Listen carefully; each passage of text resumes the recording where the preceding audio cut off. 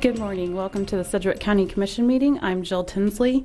There's been an exciting announcement from Interest Bank Arena recently, including Dave Matthews Band on May 11th and Zach Brown Band on April 2nd.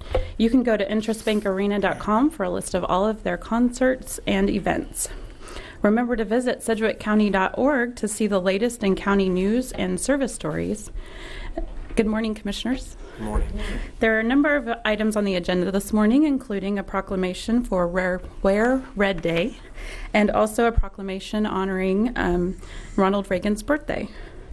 We'll also hear from the Extension Center in their quarterly report, and also you'll hear the quarterly financial report. So, Chairman Howell, I'll let you get the meeting started. Thank you, Jill. I'd like to welcome everybody to the boardroom today and everybody on TV and perhaps streaming online. I'd like to just thank you for being a part of our meeting today. And so I'd like to call it to order the regular business meeting of the Board of County Commissioners for the month of February the 3rd, 2016. Madam Clerk, first item, please. Invocation, to be observed by a moment of silence. Please remain standing for the flag salute.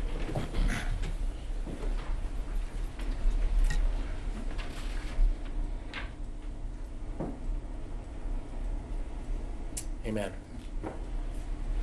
I pledge allegiance to the flag of the United States of America and to the republic for which it stands, one nation under God, indivisible, with liberty and justice for all.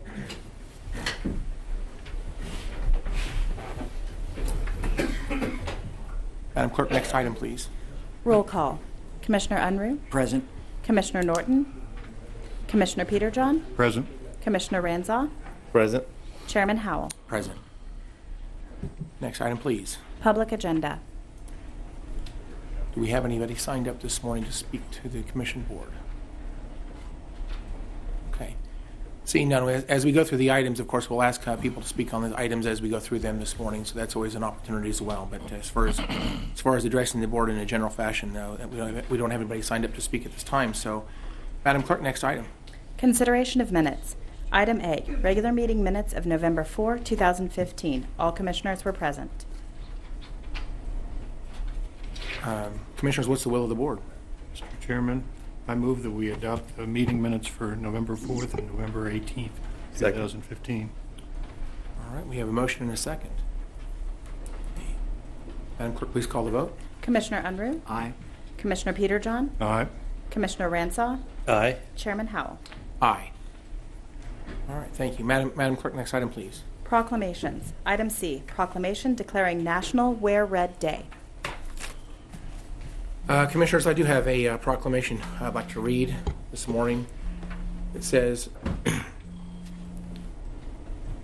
whereas heart disease and stroke kill 1 in 3 women in the U.S., yet 80% of cardiac events may be prevented.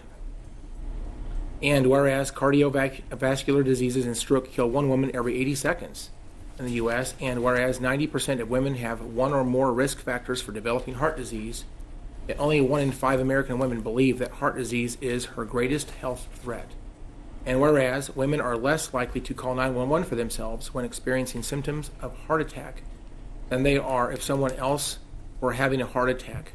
And whereas Go Red for Women is asking for all Americans to go red by wearing red and speaking red.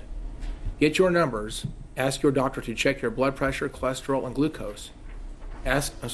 Your own lifestyle. Stop smoking, lose weight, be physically active, and eat healthy. Raise your voice.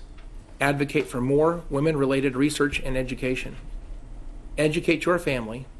Make healthy food choices for you and your family. Teach your kids the importance of staying active. And then finally, donate. Show your support with donation of time or money. Now, therefore, be it resolved that I, Jim Howell, Chairman of the Board of Sedgwick County Commissioners, do hereby proclaim Friday, February the 5th, 2015, to be National Wear Red Day in Sedgwick County, and urge all citizens to show their support for women and fight against heart disease by commemorating this day by the wearing of the color red, by increasing awareness, speaking up about heart disease, and empowering women to reduce their risk for cardiovascular disease. We can save thousands of lives each year. Commissioners, what is the will of the board? Mr. Chairman, I move we adopt the proclamation. Second. All right, Commissioners, we have a motion and a second. Madam Clerk, please call the vote. Commissioner Unruh. Aye. Commissioner Peterjohn. Aye. Commissioner Ransaw. Aye. Chairman Howell. Aye. And today we do have Andrea Scarpelli, is that correct? That's correct. Thank you for coming today to receive this proclamation, and we would like to invite you to say something today. Thank you. Thank you for the county on behalf of the American Heart Association. As we already know, the first Friday in February is National Wear Red Day. It is to bring awareness to cardiovascular and heart disease and stroke across the entire nation. 1 in 3 women die from heart disease. The best news about that is 80% of all heart disease deaths are preventable. So I would ask you again to wear red. Red is a color of empowerment. It is a color of passion. And I ask you to wear red for you and someone that you love. Thank you. Thank you, Mrs. Scarpelli, for your comments. I'm not sure I read this correctly. The first line was I was supposed to say heart disease and stroke kill 1 in 3 women in the U.S., yet 80% of cardiac events may be prevented. That is a I'm not correct sure I statement. said it correctly the first time, so I'd like to just clarify that if I missed a word there. So, You cannot say that enough because it is a huge number. well, we certainly would like to see people engage things to help themselves, and appreciate you raising awareness to this today. Thank you very much. Thank you so much for being here. Madam Clerk, next item, please. Item D, proclamation declaring Ronald Reagan's 105th birthday anniversary. Commissioners, I'm going to ask Commissioner Peterjohn to read this proclamation. Sir. Well, thank you, Mr. Chairman. I appreciate the privilege of being able to do so today. Back in the 1970s, I had the privilege as a fresh out of wet behind the ears college graduate of working for then Governor Reagan in California. So this is particularly poignant for me, and in light of the fact that this led to a series of events that are momentous for me on February 3rd. I'm particularly pleased to read this, although the proclamation begins, whereas former President Reagan's vision of peace through strength led to the end of the Cold War and the eventual demise of the Soviet Union, guaranteeing basic human rights for millions of people, as well as ushering in an era of peace and diplomacy between the United States and Russia. And whereas Ronald Reagan's policies created the groundwork that ultimately resulted in the removal of the Berlin Wall and the Iron Curtain that had divided Europe since the end of World War II. And whereas Ronald Reagan's stirring speech calling for, quote, Mr. Gorbachev, tear down this wall, unquote, outside the Brandenburg Gate created the environment that led to the peaceful reunification of Germany. And whereas Ronald Reagan provided the framework for the Strategic Arms Reduction Treaty that led to a significant reduction in nuclear weapons in the world and helped prevent the spread of nuclear weapons to additional nations, creating a safer world for future generations. And whereas Ronald Reagan's diligent and thoughtful efforts working with members of both political parties helped bring the country out of recession and led to an era of economic expansion and opportunity. Now therefore be it resolved that I, Jim Howell, Chairman of the Board of Sedgwick County Commissioners, do hereby recognize February 6th, 2016 as Ronald Reagan's 105th birthday anniversary and urge Sedgwick County citizens to honor and commemorate his legacy. Well, thank you, Commissioner, for I'll move that motion. All right, so you moved the motion. Do I have a second? Second. All right, we have a motion and a second. Madam Clerk, please call the vote. Commissioner Unruh. Aye. Commissioner Peterjohn. Aye. Commissioner Ransaw. Aye. Chairman Howell. Aye. Commissioner Peterjohn, any further comments today? Would you like to talk about this a little bit more? We have done this on a number of occasions, Mr. Chairman, but I would point out the fact that while we've named a major airport in the Washington, D.C. area after Ronald Reagan, unfortunately nothing here in the state of Kansas has been named after our 40th president, and I think it's a oversight that ought to be corrected at some point in the future, because as a boy growing up in the 1950s and 60s and trying to understand what was happening when everybody was talking about Sputnik in 1957, and folks have seen the movie Bridge of Spies, they have some idea of some of the events going on at that time. But even more poignant was watching the tanks, American tanks, at Checkpoint Charlie in Berlin, eye to eye with their Soviet counterparts in the early 1960s as the Berlin Wall went up, and Churchill's warning about a wall separating Europe became a reality and separating two parts of Germany. And then, of course, a little bit later, 1962, the Cuban Missile Crisis. I think this resolution is particularly timely, especially in light of how we look at challenges for keeping we focus here on keeping our county safe, but obviously there are other elected officials responsible, and I wish them well for keeping our state and our country, our nation safe.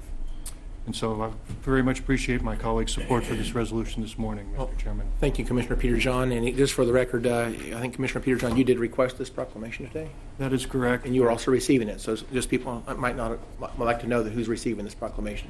I keep it displayed in my office. Very good. Well, thank you for that. Appreciate the good reminders this morning of our history. Madam Clerk, next item, please. Appointments. Item E. Approve the resignation of ANDREE SISCO from the Sedgwick County Advisory Council on Aging. Mr. Chairman, Eric Yost, County Councilor.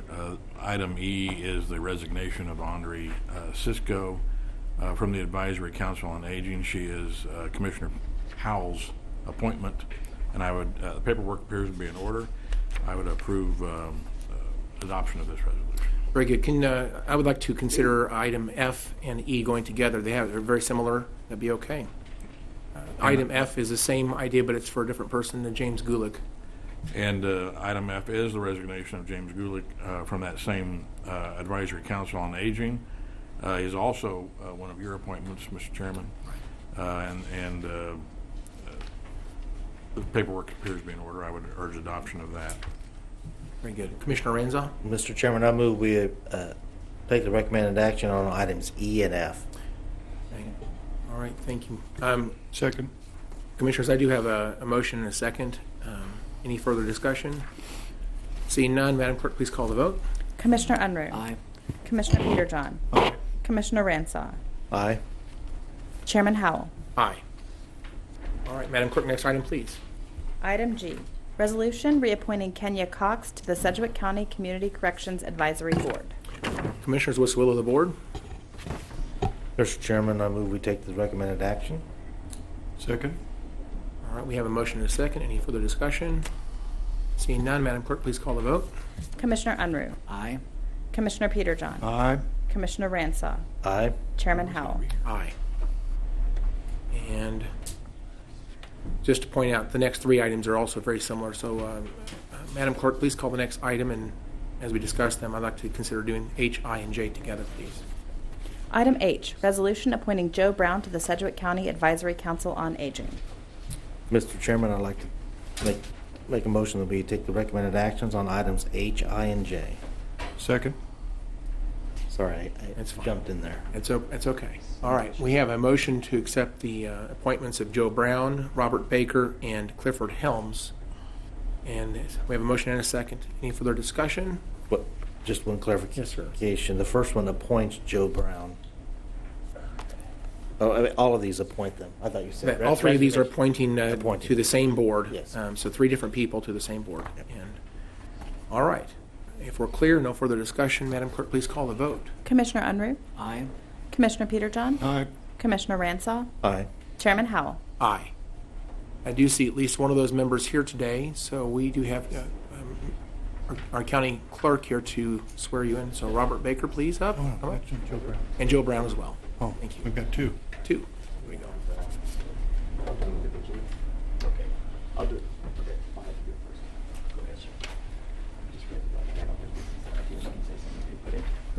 Good morning, Commissioners.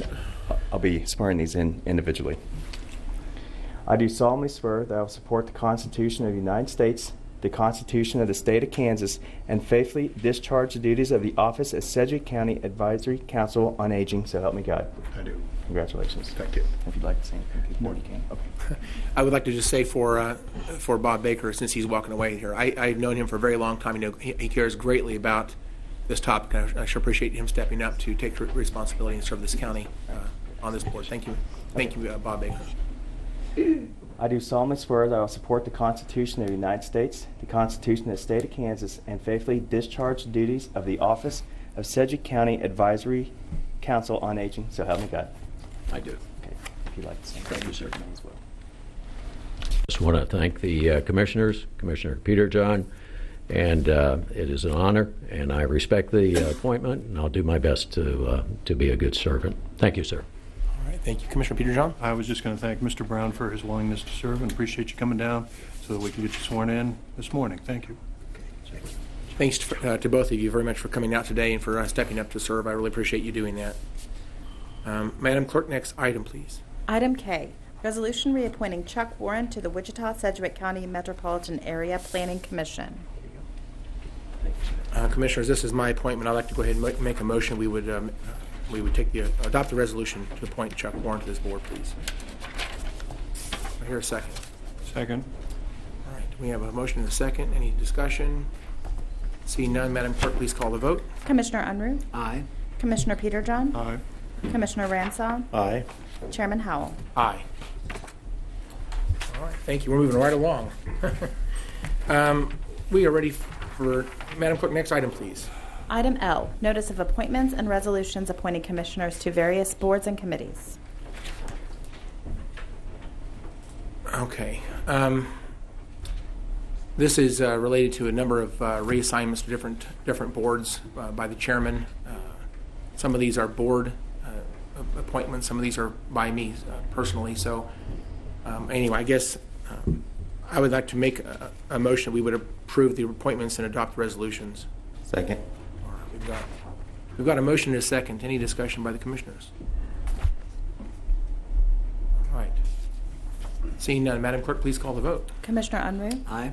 Commissioner Peterjohn? Aye. Commissioner Ransaw? Aye. Chairman Howell? Aye. Commissioner Peterjohn? Yeah, I realize this is a bit late, but we've got on the agenda, and if people are working off the agenda, it's the appointment that I have. It says here that I'm appointed to Lake Afton, but it's the Lake Afton Observatory.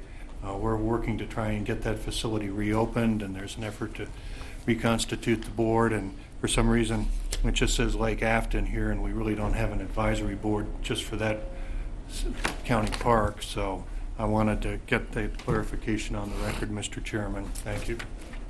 Thank you, Commissioner. I think we're ready for the next item. Madam Clerk, next item, please.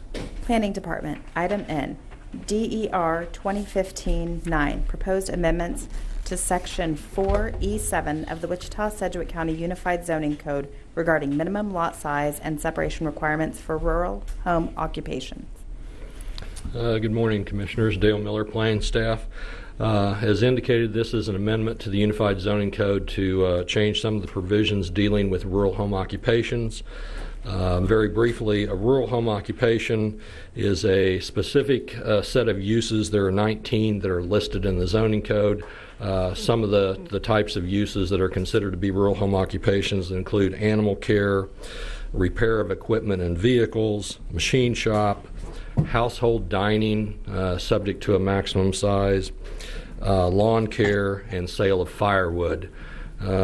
Again, there are 19 specifically listed uses, and then other uses that would be similar to those would be considered as rural home occupations. And currently, by right, if you have 5 acres, can locate the rural home occupation 120 feet away from another residence that is off-site that does not have a home occupation. And it is no larger than the floor area of the principal structure, or 3,000 square feet, whichever is larger.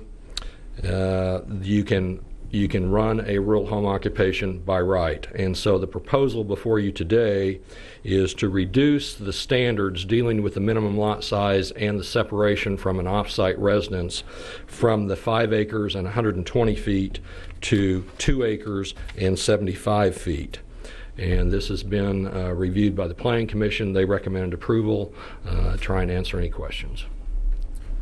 Thank you for that presentation. Commissioner Ransaw? Yeah, thank you, Mr. Chairman. Yeah, a few years ago, this commission helped establish a group to address home occupations in the rural area. They made several recommendations which were approved to try and decrease the regulatory burden and make it easier. This particular part of it didn't get passed at the time, and this just tidies that up and finishes that off, and I'm appreciative of all the work that everyone's done on this. And with that, I'll make the motion that we take the recommended action. Second. I'm going to go ahead and recognize Commissioner Unruh first, or next, please. Okay, thank you, Mr. Chair. Dale, this is quite, is the word more intense zoning or use of the property. Is that the right word? Because it's really allows for a stronger use of the property. I don't know exactly the right word. It certainly allows for these uses that could be considered to be more intense on a smaller acreage. The purpose of the minimum lot size and the separation is trying to maintain that buffer and protection that people might expect from these kinds of uses.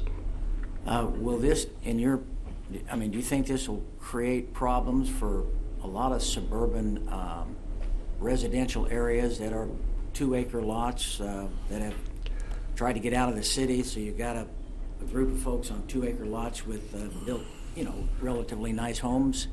Does this expose them to? I think it has. Might be detrimental to their property value. It has the potential. The issue is it depends on when people move out there. If they're thinking that they moved out to the country to get away from anything and they just want the noise or no noise and wildlife and that sort of thing. But if they're people that grew up in the country and are still living there, they're used to farm machinery and the activity that goes on. And so I think it just depends on the individual perception of the property owner. Okay, well, I just didn't want to try to find, here's one exception that will make it unpleasant for neighbors who've already invested in their property. I don't want to look for the one thing, but the way this is written, they can have an accessory building as large as their home. Yes, the principal structure or 3,000 square feet, whichever is larger. So if somebody went out and built a nice 5,000 square foot home, they could build a 5,000 square foot shop and open up a body shop. Yeah. 75 feet, not from the property line, but from another off-site residence. Okay, I'm really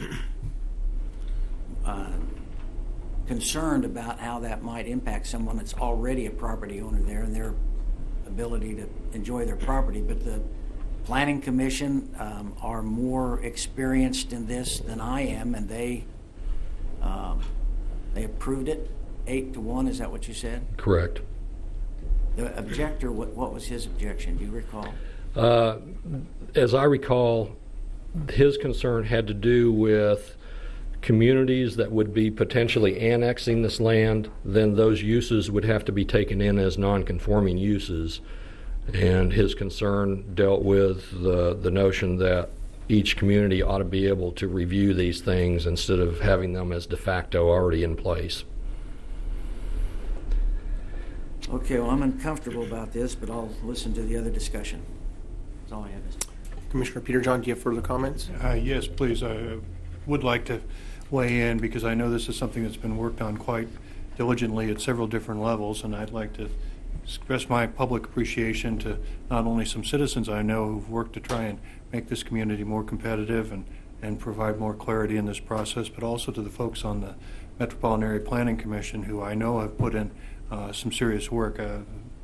Mr. Miller referred to the 9 folks who voted on it, but I think there were more folks involved in working that issue. I'm not sure why there were only 9 at that point in time, although a lot of folks I know it's a challenge going forward. But I wanted to express my appreciation to the commission members for their work and bringing this before us this morning, and also members from the public too. I'd like to go ahead and just interject a couple of comments. Thank you, Commissioner Peterjohn. A couple of comments from myself. That is, I think this is a step in the right direction. I really do believe that private property rights ought to allow people to use their property to the fullest extent possible. And there are still some reasonable limitations, even in this proposal. The fact that it was recommended to us by MAPC, who many of those are city appointments. I appreciate the fact that they did a good job and have given us a good solid recommendation. It wasn't really a close vote. It was really a pretty big vote in one direction. So I think it gives me confidence that this is the right thing to do today. I'll certainly be supportive of the motion today. Commissioner Ansel, did you have further comments? Yeah, just as a reminder, the original committee that put this forward was a combination of citizens as well as one representative from the business community from WIBA. That made this and a series of other recommendations and supported this. And so I think it's important to note that the business community business community also had input in this as well as citizens who live in the unincorporated area. Thank you. I'd like to ask the public that's here today if anybody here would like to speak on this topic.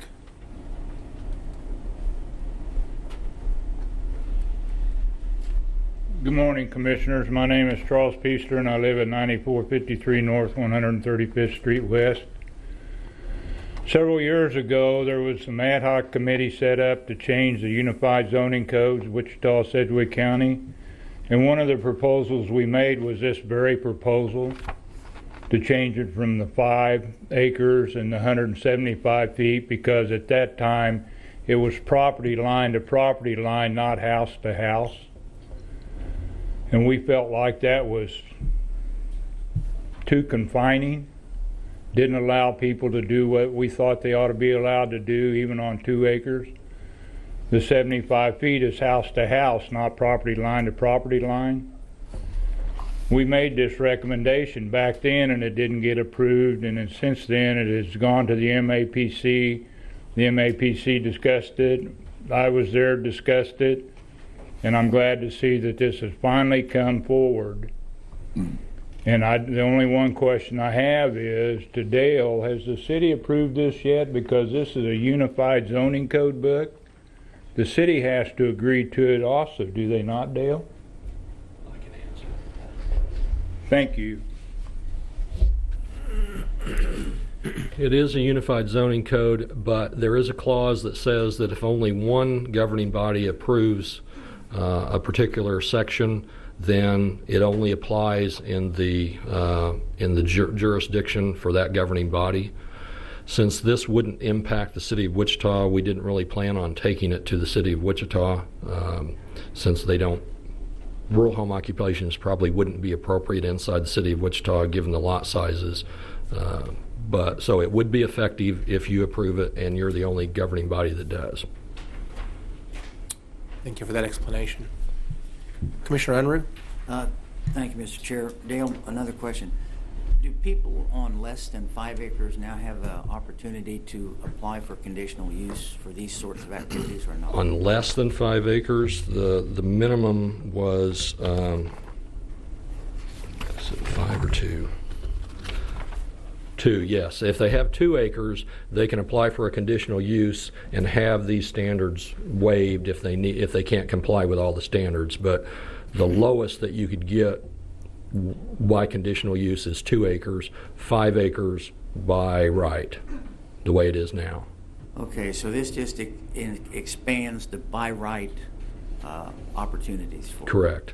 However, now the conditional use can be applied to down to less than half an acre, is that correct? To 20,000 square feet, yes. And that would be subject to the approval by the Metropolitan Area Planning Commission? Yes. Because that's 20,000, less than half an acre to put a commercial activity on it seems pretty small in a rural setting to me, or suburban setting. Well, I guess I will, although I'm uncomfortable about this, I guess I'll yield to the work of the MAPC, but I have lots of questions. Thank you. That's all right. Thank you. Anybody else from the public want to speak to this issue today? Okay, seeing none. Any other further comments from the commissioners? I just want to say as a final comment that, again, I see this as an economic development initiative by the commission to try to reduce regulatory burdens. You know, some people would see these size limits and not even consider a conditional use application. It just discourages them and they won't even move forward at all.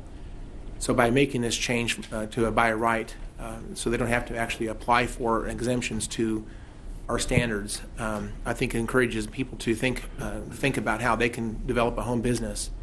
And then the more people who develop home businesses, I think the more its economy will thrive. You know, any business has a chance of growing and doing good things for this economy. So again, I think that by making this change today, we're actually encouraging business growth in our community. I think that's a smart move for Sedgwick County today. Any other comments from the commissioners? Okay. Madam Clerk, do we have a motion and a second today? All right. I see no other comments. Madam Clerk, please call the vote. Commissioner Unruh. Aye. Commissioner PETERJOHN. Aye. Commissioner Ransell. Aye. Chairman Howell. Aye. Okay. Normally, I would go down to the next item, which is item N, but I'd like to make a motion. We would reorder this today. I would like to put item N after item P. So if you don't, I'd like to make a motion. We would move item N to after item P. Thank you very much. And the reason I want to do that is so that we can understand our financial status before we discuss the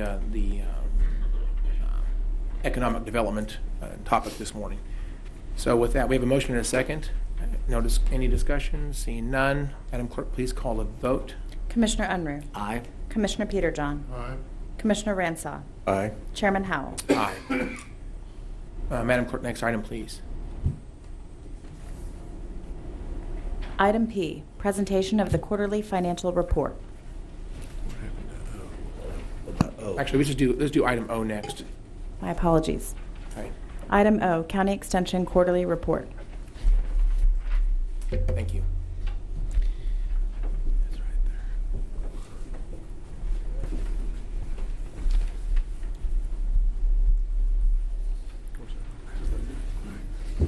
Good morning, Commissioners. Angela Jones. I serve as the Director of the K-State Research and Extension Sedgwick County office.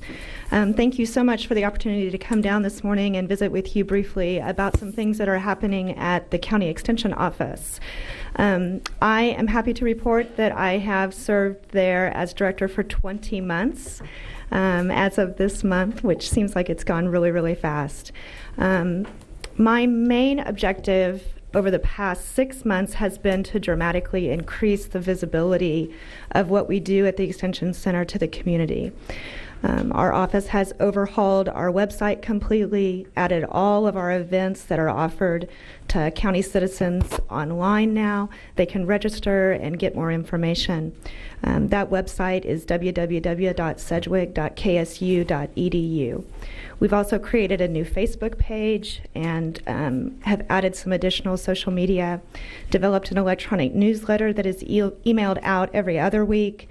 And then the events card that you all are looking at there is something that we've added. One event that just took place this last Saturday was our Design and Grow workshop. We had a record number of people in attendance. Certainly the weather could have helped with that, but we had 350 individuals come and learn about different programs. That event was also put on by volunteers that are master gardeners, so completely volunteer ran event. I also shared with you today the K-State Research and Extension annual report that you have in front of you. This was created and developed and given to the Kansas legislature last week. In addition, Dean Floros, who is the College of Agriculture Dean, had asked for county offices to provide them with the number of presentations that they had given in 2015. And I wanted to let you know that Sedgwick County had given 3,200 presentations last year. So we feel like that was very impactful and important to citizens within Sedgwick County. One other program that I just wanted to highlight with you briefly is our Medicare enrollment program. This program is offered for 8 weeks through in October through December. This year we served a record number of people. Last year we thought we had a lot, and this year even more. 3,337 individuals came in for one-on-one counseling. That is an increase of 450 people from last year, saving beneficiaries of Sedgwick County $1.5 million. You may be aware or may not, but every day more than 10,000 baby boomers turn 65. This trend is expected until 2030. Many do not understand Medicare, don't understand their retirement benefits, so we believe this is an important component of what we offer to citizens. That's my report today. Thank you. You are Angela Jones, is that Yes. correct? Thank you, Director Jones, for being here today for the good report. Commissioner PETERJOHN? Well, thank you. I was curious. I appreciate the numbers in terms of, because I know the importance in terms of folks turning 65. Federal law basically says you've got to enroll within, I think, a 6-month window before and after your 65th birthday to be in compliance with that federal mandate. And so a lot of people, chronologically gifted folks like myself, have gone through it. Would you happen to have can give us a number in terms of the folks last year who participated in Sedgwick County here in the Master Gardener or the 4-H programs in terms of participant numbers? Because it's always good to have measurement numbers. Sure. That we're, as we talk about these programs, and sometimes it gets overlooked, but if you've got some additional information, I'd sure like to hear it this Sure. morning. In our 4-H program, we currently have 550 kids participating in that, and we run about 600 volunteers with that program. That's anywhere from assisting at the fair to doing clubs, leaders, and so forth. In our Master Gardener program, we have 275 active Master Gardeners, a total of about 350 with emeritus status. Well, I very much appreciate that, and also appreciate, I noticed from looking at the list here, you've got a program on tractor safety, and We do. I know that that's a major concern for us, because whether it's our public safety folks who are involved in EMS and in the fire district #1, and obviously emergency communications, a lot of people don't realize that agriculture can be one of the more dangerous occupations out there, and if people have problems and they're out in their South 40, it may be it's sometimes not easy to be able to get help to them if they have a problem. And I see you've got a class coming up next month in that area. Yes, we try to offer that a couple times a year. Thank you. Director Jones, I'm going to put you on the spot here. If you don't know the answer, you don't have to answer. Okay. Okay. Can you remind us what our budget was for this last for 2015 or 2016? I believe it was $825,000. Okay. And that was for 2015? Yes, Do you know what it is for 2016? same. Same amount. Okay, very good. I am curious about some of the numbers you gave us today. Did you was the commission in any way involved in the development of your things we're interested in having you report on? In other words, do we ask you to report on specific things? No, We did not. but I'm glad to take that if you would like. Okay, well, that's good to hear that. Again, I think you've given us some really good things to think about. Obviously, I think you're very active in the community. The community is obviously benefiting from you, from the extension office and what they do for this community. I do appreciate your report. Let me ask the commissioners anything else that they would like to. Oh, Commissioner Unruh. Well, thank you, Mr. Chair. Well, Angela, I just want to tell you thanks for the report and appreciate your hard work out there, and congratulations on your term. Thank you. Doing a lot of good things. Your reports have always been a variety of different things, not always the same thing. I appreciate that. But my main reason for wanting to thank you is that I get phone calls and emails from folks who've taken advantage of that Medicare training and that transition period, and they're very very effusive, I guess, in their thanks for the help that you've given them. And so I just want to express that we don't get a lot of calls that people just call up and say, oh, thanks, it's just really wonderful. But they've said that about you, so appreciate that. Oh, service. thank you Yeah. very much. Commissioner Peterjohn? Well, thank you. Like Commissioner Unruh, I've also gotten communications like that and wanted to get that on the record. But I also, the $825,000 was strictly the county's contribution. That's not your total budget, because you do get some other funding from other sources, correct? We get a funding source from Kansas State. They give us 15%, so it's approximately another $200,000, I believe, $250,000. Okay, so that's coming from the state of Kansas. It is. Through K-State, It as is. opposed, so it's from state taxpayers. Yes. But I just wanted to get the clarification between the county contribution and other revenue for the extension. Thank you, Mr. Chairman. Any further comments from the commissioners? I would make a motion we would receive and file the county extension quarterly report. Second. Okay, see no other comments. We have a motion and a second. Madam Clerk, please call the vote. Commissioner Unruh. Aye. Commissioner Peterjohn. Aye. Commissioner Ransom. Aye. Chairman Howell. Aye. Thank you, Director Jones, for coming you. today. All right, Madam Clerk, next item. Item P, presentation of the quarterly financial report. Morning, Commissioners. I'm Rick Durham, your Deputy Chief Financial Officer, and I'll be giving you your quarterly financial report for the fiscal year, or for the fourth quarter fiscal year 2015, which would be the end of 2015 calendar year also. As you know, at the end of each quarter, the Finance Division reports on the county's financial position, and you've received that report. I see Commissioner Peter John holding it there. So, and it will also be posted on the county's website. So I'm going to take some time this morning and just give you some highlights of the report. And again, I'm just the guy that gets to stand up here and give the report. The report is actually prepared by the budget staff, led by Lindsay Poe-Rousseau, and the accounting staff, led by Sarah Jantz. And those are the people that do the hard work. And again, I'm just the guy that stands up here and gives a report. So with that, we begin with the end, if you will. And what I mean by the end is the ending fund balances. This chart shows you the ending fund balances for governmental funds, and we'll break those down. Starting first column is the general fund. And then the general fund, we have an ending fund balance of $63 million. So it goes down, there's revenues, expenditures, our net income, net transfers, and then our net change in fund balance in the general fund was $1.497 million, as you can see. Moving over to the next column, then we have our debt service fund. That had an ending fund balance of $3.11 million, and a net change in the fund balance in that fund was $1.469 million. Then our next column is our other tax funds or other county tax funds. Okay, and then the county has 7 other property tax supported funds that fall into that category. That's bond and interest, EMS, ComCare, aging, highway, noxious weeds, and Wichita State. Okay, and each of those funds are for a specific purpose. Okay, the ending fund balance of that was $7.7 million, and the net change in fund balance in those funds was $657,000. Those first 3 columns make up what we call the tax funds. Those are tax supported funds.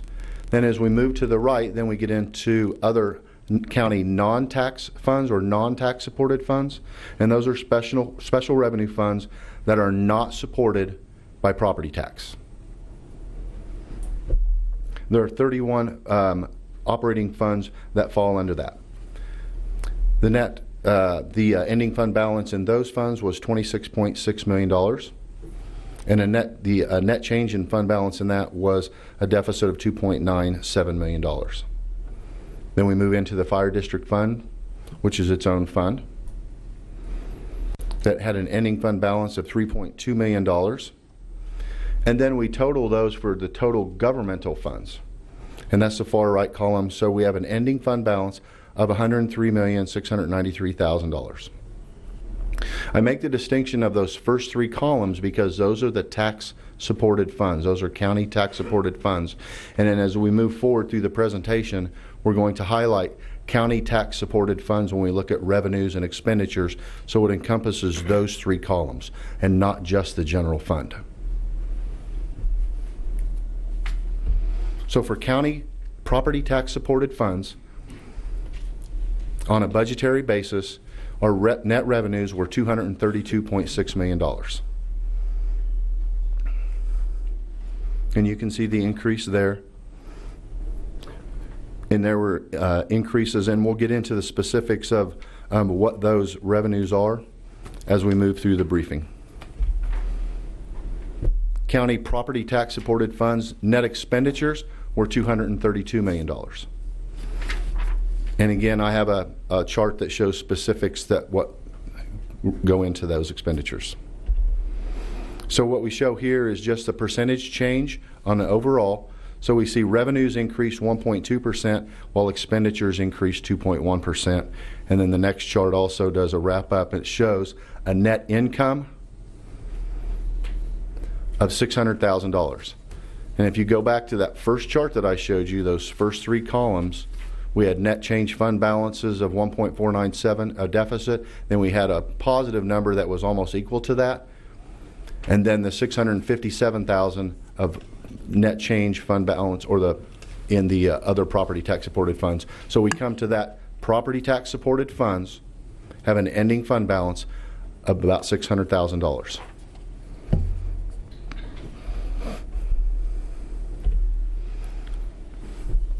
So here are the top 10 revenues of those property tax supported funds.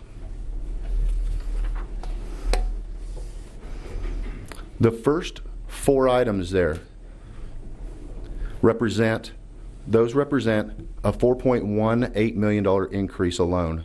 And of course, those are offset by some of the reductions you see in Medicaid fees, mortgage registration fees, and prisoner housing fees.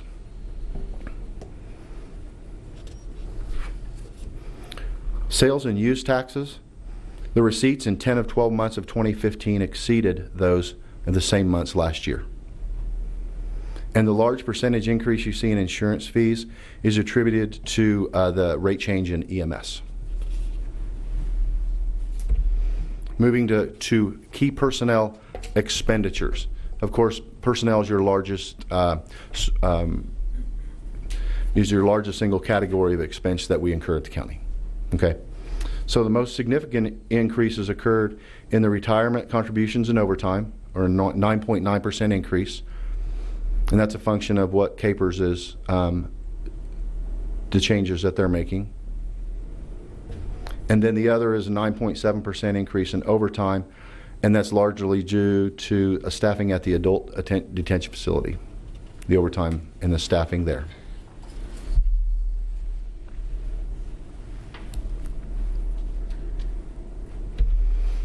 Here we have key non-personnel expenditures.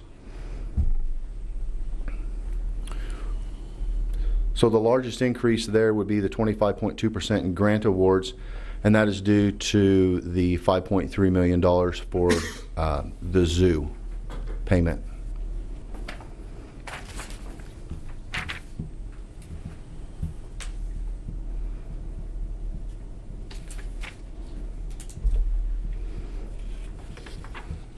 So we move now to those non-tax supported funds. And the revenues there were $74.4 million. And as you can see, that's a significant decrease from we had in 2014. And I will explain that as we move along.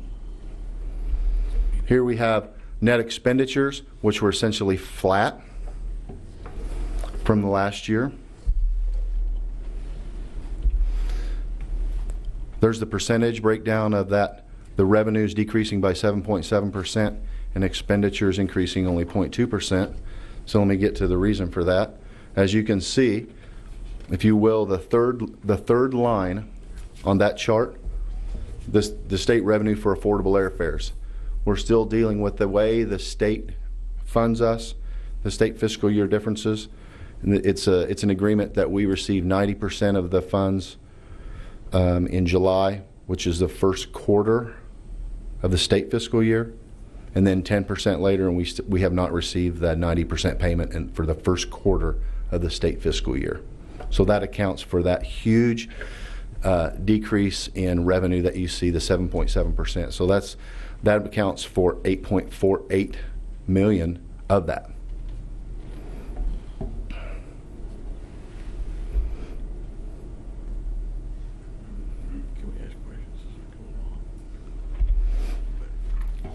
Key expenditures, the breakdown of those.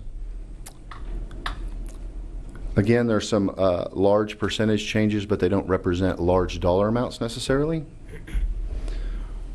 So we move away from a budgetary basis, and we're going to look now at just the general fund on a GAAP basis. So now we're talking about a different way of accounting for our funds. So the general fund quarterly comparisons on a GAAP basis, you can see that this shows the ending fund balance for just the general fund is at $64 million. And you can see the trend as we go, as we collect our property taxes in, that goes up, and then we spend it down as we move through the quarters of the fiscal year. This chart, also just the general fund, is a policy slide. And that policy is that we have a fund balance policy stating that the unrestricted general fund balance be at least 20% of budgeted expenditures.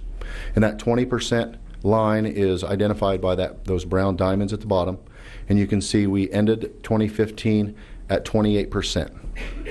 Again, the clear pattern is there as we take our taxes in and then spend it down through the fiscal year. So we move now to our investment portfolio. So as you can see here by this chart, our yield significantly dropped off in December of 15, and our benchmark for the first time in the history actually outperformed our yield. Two reasons for that. One is that in December, when we are bringing in tax dollars, the bank doesn't like to have us have a large balance, so we invest those in short term. And then the Fed also raised the rate in December, as you recall, so it caused that flip. So that explains how we are at the end of December. However, if we look forward and look at the report for January, it's already back to where it normally is. But again, there's a clear pattern there. If you look at the December marks, that decrease is a pattern over the years. So there's no concern there. And Brandy Bailey actually manages our investment portfolio, and she puts out a really good quarterly report and also monthly reports, so she does a really good job managing that portfolio. We'll move now to some significant capital projects. I've listed here. These are new ones, different from the last quarter that you saw, so we try to keep it lively and keep it new, so your interest. First one is a new main tag office. Most of the demolition has been completed. HVAC and plumbing works have begun, and framing is currently being installed, scheduled for open in April of 16. The second one is a salt storage building for Public Works. It's under construction, footings and walls complete, and anticipate completion in March of 16. The third item is a bridge on 93rd North between Meridian and Seneca. It's completed. It was completed before school started in August of 15. Next is the bike pedestrian bridge on the Meridian Bridge over the Flood Control Center. And let's see, that project is going to be split into two packages.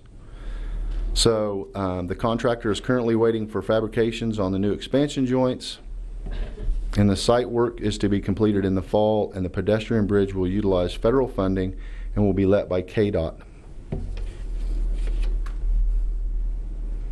And the last, or the aviation pathway, Derby to Wichita, is pre-construction is this week, and the construction is supposed to start in the spring. And then the final there, the Redeck MacArthur Bridge, is that project was let late last year, and construction starts this month. And that's if I may read this, the 4-lane crossing uses pair of bridges. One bridge will be closed at a time, and traffic will be redirected to the other one.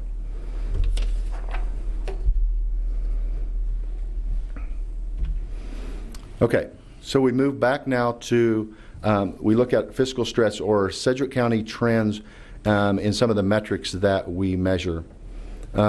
Liquidity is the days cash that we have on hand in the general fund, and we're trending down a little bit. We 133 days of cash.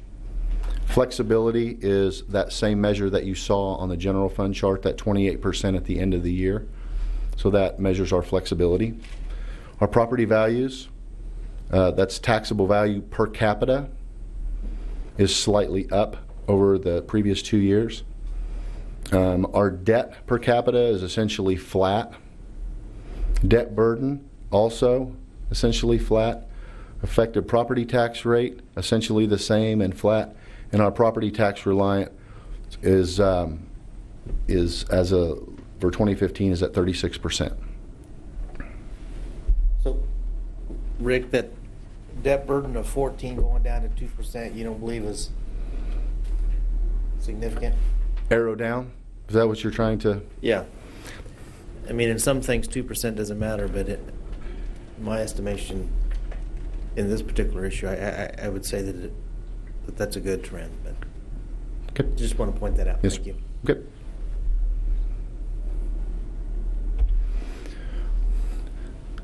Same measurement, but against our benchmark counties. And again, those are counties that have similar in population and had the GFOA award, CAFR award. So we know we're measuring, they're measuring their finances the same way we do. So if we look at our liquidity as compared to those benchmark counties, you can see most arrows are trending upward or we're better than our benchmark counties, with the exception of 2, property values, which has been stated quarter after quarter. We know that's an existing measure that we are below our peers or benchmark counties. And then again, debt burden, a 1% difference, same goes. There again, though, Yes. it was 14 and it's going down. Right. So I think we're heading in the right direction. And I would argue that the property values is an indication of affordability in our community. So while some may view that as not good, I mean, one of the things we have here in general is a more affordable cost of living here. So thank you. Okay. This is a chart that we received from the Center for Economic Development and Business Research from Wichita State, and it just shows the leading economic indicators index in the city of Wichita. And I circled the last 20 months to kind of give you an idea that if we were to take this chart and only focus on those 20 months that are circled, that the margin of change is very, very small. So it would almost be flat if we take out what happened between 2003 and 2008 and then the fall there. So I try to draw attention to the economy is essentially flat over the last 20 months. Staying with the economy here, just some metrics, key metrics long term that we look at. Again, trends up in all but one category, and that's new home permits, but home sales is up, mortgages registered is up, sales and use tax dollars up, and the unemployment rate, the trend is up, but that's unemployment number is down. These are short-term trends, so we measure quarter by quarter. Again, same arrows that you're going to see. The new home permits down, but all other trends are up. And that's a quarter by quarter comparison.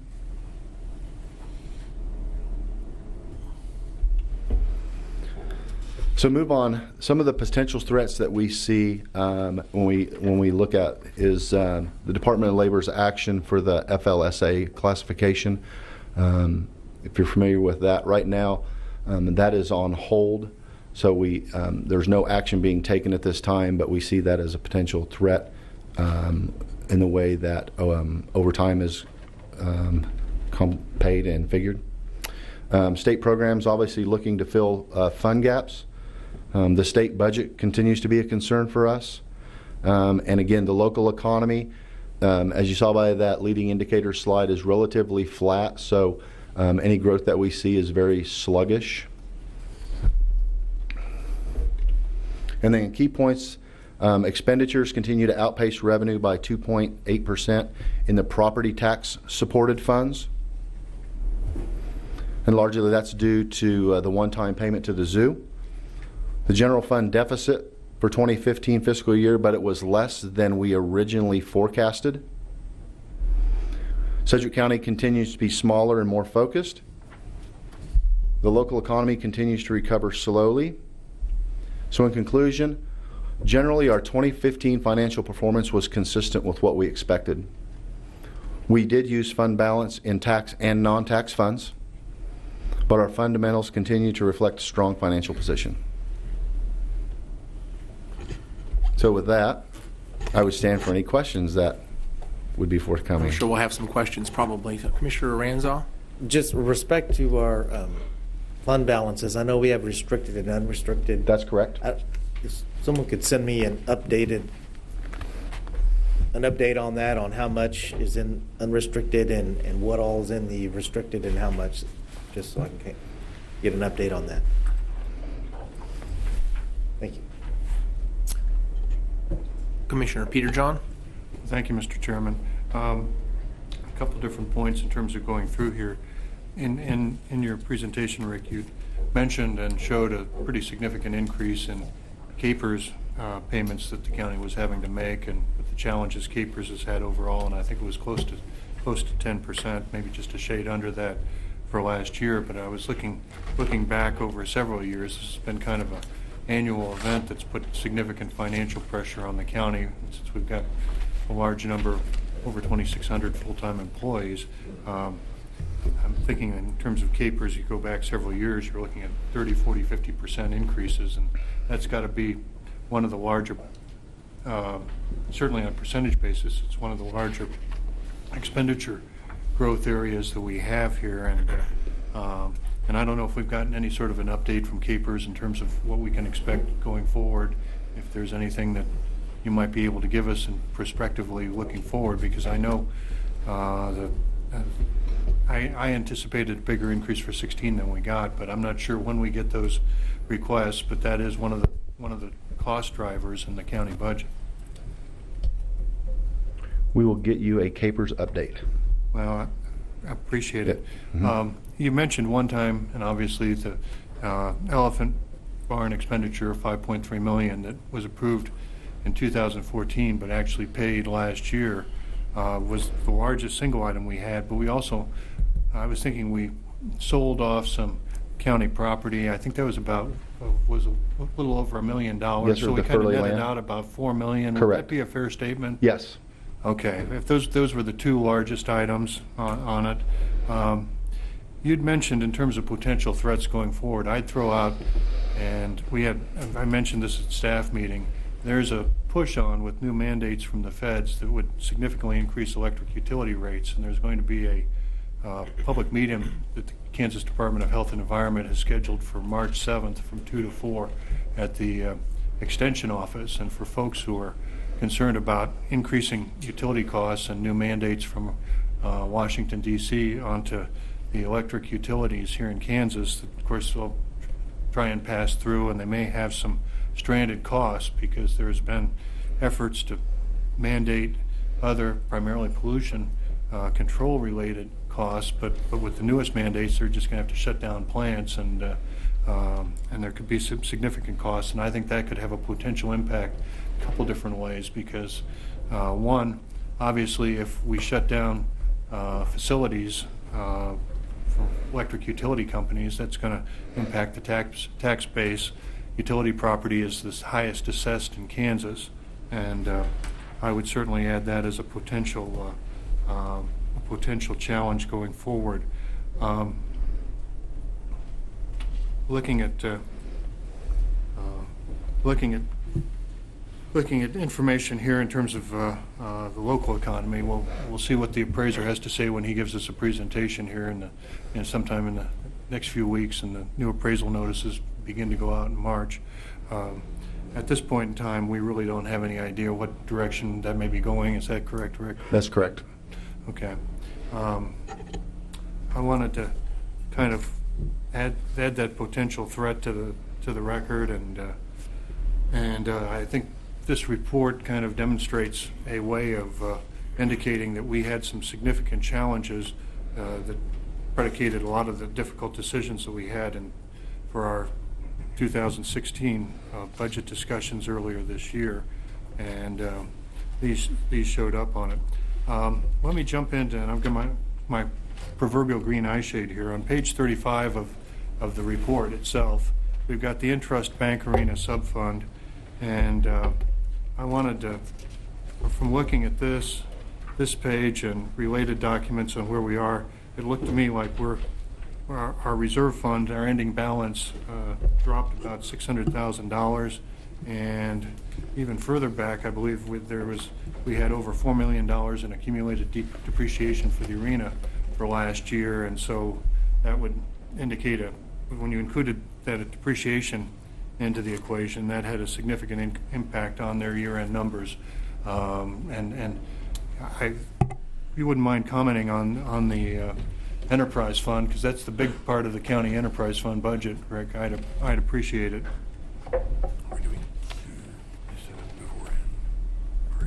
What kind of comment would you like me to make regarding the enterprise Well, when you fund? factor in depreciation, where do we stand? Well, when you factor in depreciation, which is, again, you're right, and that's on page 60 and 61 of the report, if that goes back there. That annual depreciation is $4.4 million. So if you take that into account, then at the that amount would, their ending position then would be $164 million for that business type. And that's a significant drop, so the county overall assets are going to drop about $4.5 million when with this, if this is the only factor that's changed. If that's the only factor, again, now we're talking about different basis of accounting, so that needs to be taken into account. One's on a GAAP basis and one's on a budgetary basis, so that needs to be taken into account. Thank you very much. I have a couple of questions as well. Can you go back to slide 6, please? I want to make sure that, does that correspond in the report to page 2? There's a comment in there about $0.6 million. Ending balance is increased by $0.6 million. That's a, considering where we could have ended up, that's actually, although it looks like it's trending downward, that's actually a positive number. I mean, that's actually good news, I would say. It looks bad on the slide, but that's actually a good number. Is that correct? When you take into account the property tax supported funds, okay? And if you remember, though, that was the first 3 columns of my first slide. That's the general fund, the debt service fund, and then the 7 funds that make up the other property tax supported funds. Okay, so this is all 3 of those funds combined. So this is not just the general fund. This is all 3 of those tax supported funds, or all of those 3 columns combined. Okay. Is that clear? Yeah, I think it is. Okay. Looking at page 6 in the report. Mm-hmm. Those are the same 3 columns that you talked about on the slide. Correct. On the slide, and I can go to that slide if that would be helpful. Yeah, that would be helpful. So I'm going the wrong direction. Sorry. So the 600,000 that you're referencing on that slide, if you will draw your eyes to the line that says net change in fund balance. The first column is general fund. So the net change in fund balance of the general fund was a deficit of $1.497 million.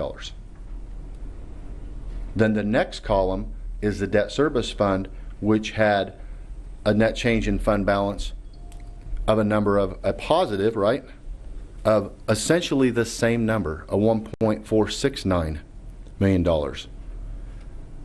Then the next column, the other tax funds, which are those 7 funds that I identified when I showed this slide, have a net change in fund balance of $657,000. So that $600,000 that you're identifying, okay, is the sum of those 3 columns. Now, when we talk about positive signs, yes, it's positive, but each of those need to also be looked at in their silo, if you will. Right. Okay? Because those things identified in the other tax county funds are for a specific purpose. Now, we can move authority out of there for a specific purpose to the general fund if it wants to be used there, but again, it's for a specific purpose. So if you're going to move it out of there, it needs to be identified for a specific purpose and used for that. So I just want to make sure that there's understanding of the difference between the general fund and then the other tax supported funds. I think I understand. Okay. I got it. I think so. When we adopted the budget in 2015, we had forecast ending balances for 2015.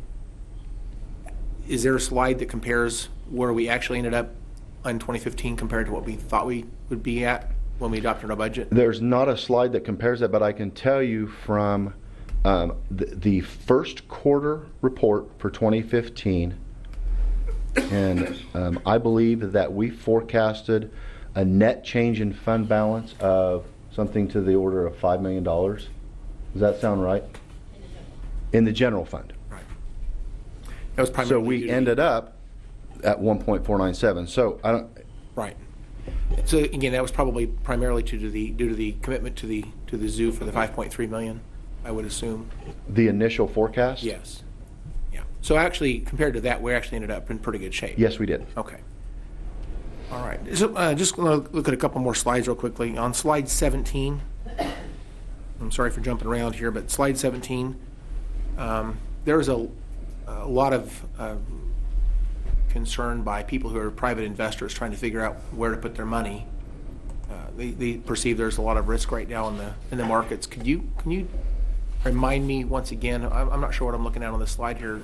What is our investment performance right now? Is that somewhere? I'm sure it's on. I don't know if it's on the slide or somewhere. This slide. Okay.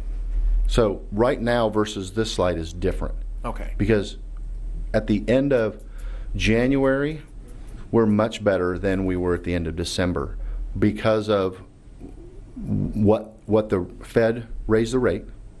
Our bank wants us to invest those funds, but those funds are also going to be turned around and distributed January 20th or so. So we put it in a short term.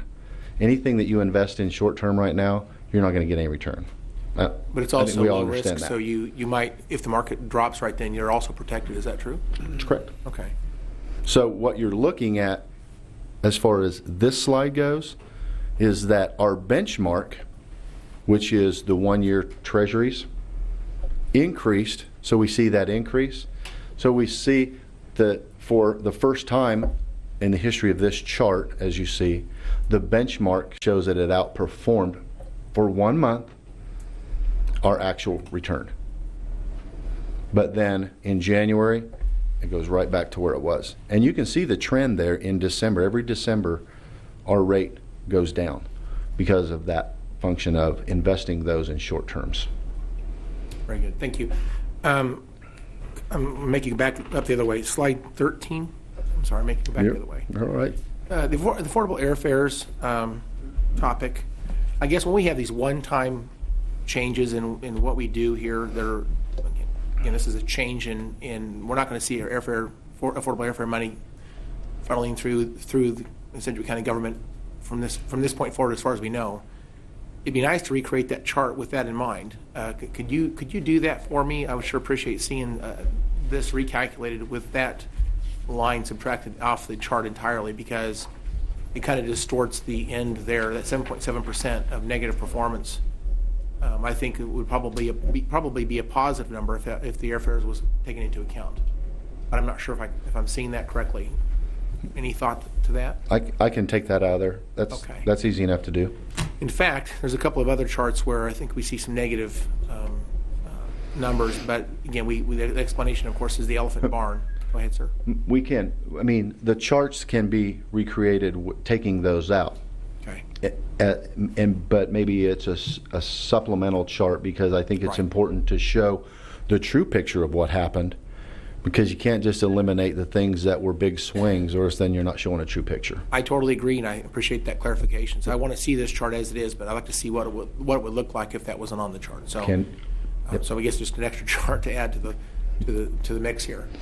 And again, I think there's actually a couple of other charts that, the explanation, of course, is the $5.3 million decision for the elephant barn. I guess understanding that one-time decision that was paid for in 2015, it would be interesting to look at some of those charts with that, maybe supplemental charts as well.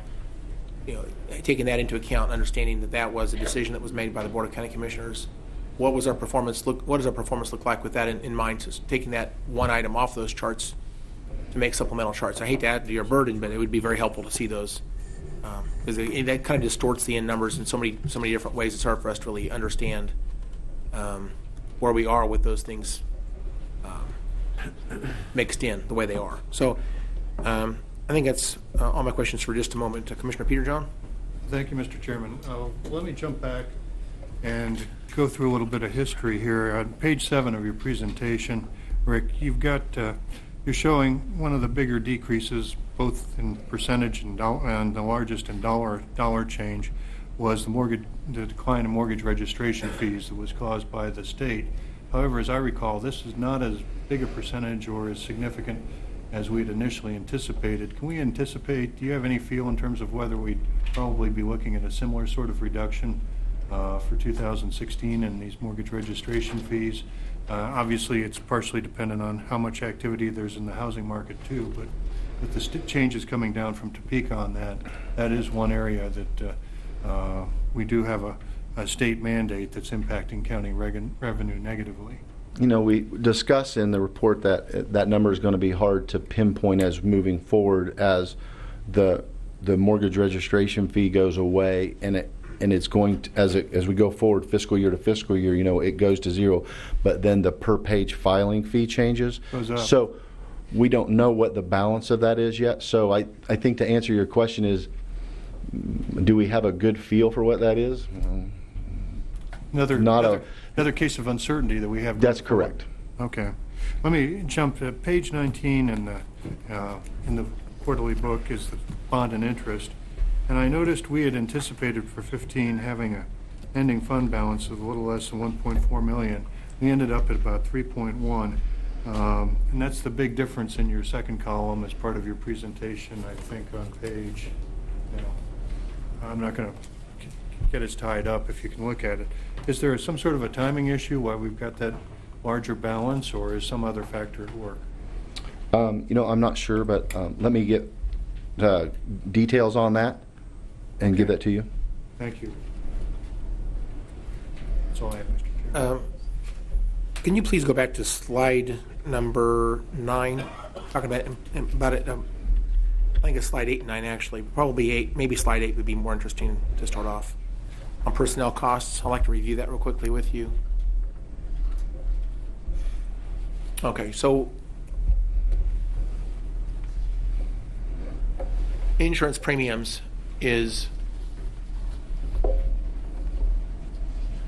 down 1.6%. That's relevant to our beginning of the year forecast, what we thought we would be at. That 1.6% decrease is actually comparing 2014 to 2015. Okay. And that's because, you know, we switched going to a self-funded model in 2015. That began in January 2015. There's a lot of increases along that. That is very concerning to me. Might be interesting to go back to 2013 and see if this is trends we ought to be. I'm sure we'll talk about this during the financial retreat. I'd like to know if these are trends that we're going to expect to see this continue to change as it is between now and going forward, or are these stabilizing, or is this like a step change, or is this something that's trending? Might be interesting to go back another year and maybe talk about this more deeply at the financial retreat that comes up in February, I believe. Can you go to the next slide, please? Okay. This is one I went by pretty quickly. I missed the data. I just wanted to see it again. So, non-personnel expenditures. Can you talk about the fleet management charges? Why such a big number there? The reduction of 8%? Yes. Fuel charges. Okay, so that's actually a good number for us. Well, sure. Anytime an expenditure goes down. I see. Okay. Yep. Okay. A reduction in expenditures. Correct. I should see that the other way. Correct. Okay. Very good. I think that's all my questions. So, Commissioners, any other questions for the report? I would make a motion we would receive and file the presentation of the quarterly financial report. Second that. Any other comments? Commissioner Ranzau? I'll just ask to get this sent to us electronically, please. Thank you. You should have it. Okay. I sent this to you last night. Okay, haven't had a chance to check. Fair Thanks. enough. Seeing no other questions or comments, Madam Clerk, please call the vote. Commissioner Unruh? Aye. Commissioner Peterjohn? Aye. Commissioner Ranzau? Aye. Chairman Howell? Aye. Thank you. Thank you very much. Good job today, by the way. Madam Clerk, please, next item. Item N, funding agreement with Greater Wichita Partnership, Inc. Mr. Chairman, Eric Yost, County Councilor. The Item N is the agreement between Sedgwick County and the Greater Wichita Partnership. Commission a couple of weeks ago had voted to authorize $300,000 for this entity for reasons that are well known to the Commission. We were asked to draw a contract up subject to approval by the Commission. That's what this is. I think it does what the Commission asked us to do. It provides 4 quarterly payments of $75,000 apiece. It has a clause in there for termination. It establishes an ombudsman in paragraph 6. It requires GWP to create measurable outcomes that'll be subject to review by the Board of County Commissioners. Implicit in that, of course, is that if we're unhappy with their outcomes or whether or not they're meeting those outcomes, the additional payments, 3rd quarter or 4th quarter, would be withheld. And there's, in paragraph 10, very important to the Commission, I believe, is the confidentiality clause, which states that GWP understands that by entering into this agreement that all records, documents, and other information related to these activities that are derived from this funding are going to be subject to the Kansas Open Meetings or Kansas Open Records Act, and any citizen can request that information. And so I would recommend adoption of this agreement. Very good. Commissioners, what's the will of the board? Mr. Chairman, I would move that we take the recommended action, approve the agreement, authorize the chair to sign. I will go ahead and second that. I'm waiting for any comments from the commissioners, and while I'm waiting, if anybody from the community would like to come and provide comments, I'd certainly entertain that from the audience at this time. Okay. Seeing none. Commissioner Ranzau.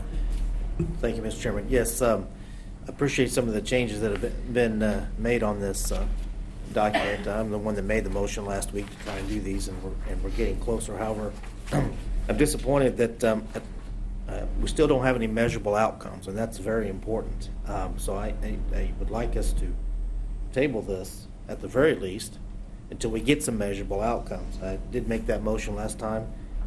It simply says that the Wichita Partnership will be subject to measurable outcomes as it shall determine, subject to review, but there actually needs to be measurable outcomes in here. That was the intent. So at this point,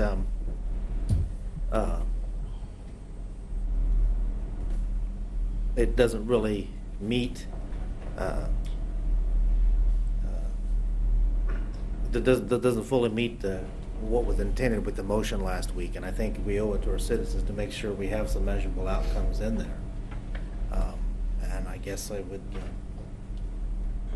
ask my colleagues to be open to at least make. Additionally, I'd like to change some language on the ombudsman to make it more clear exactly what they're doing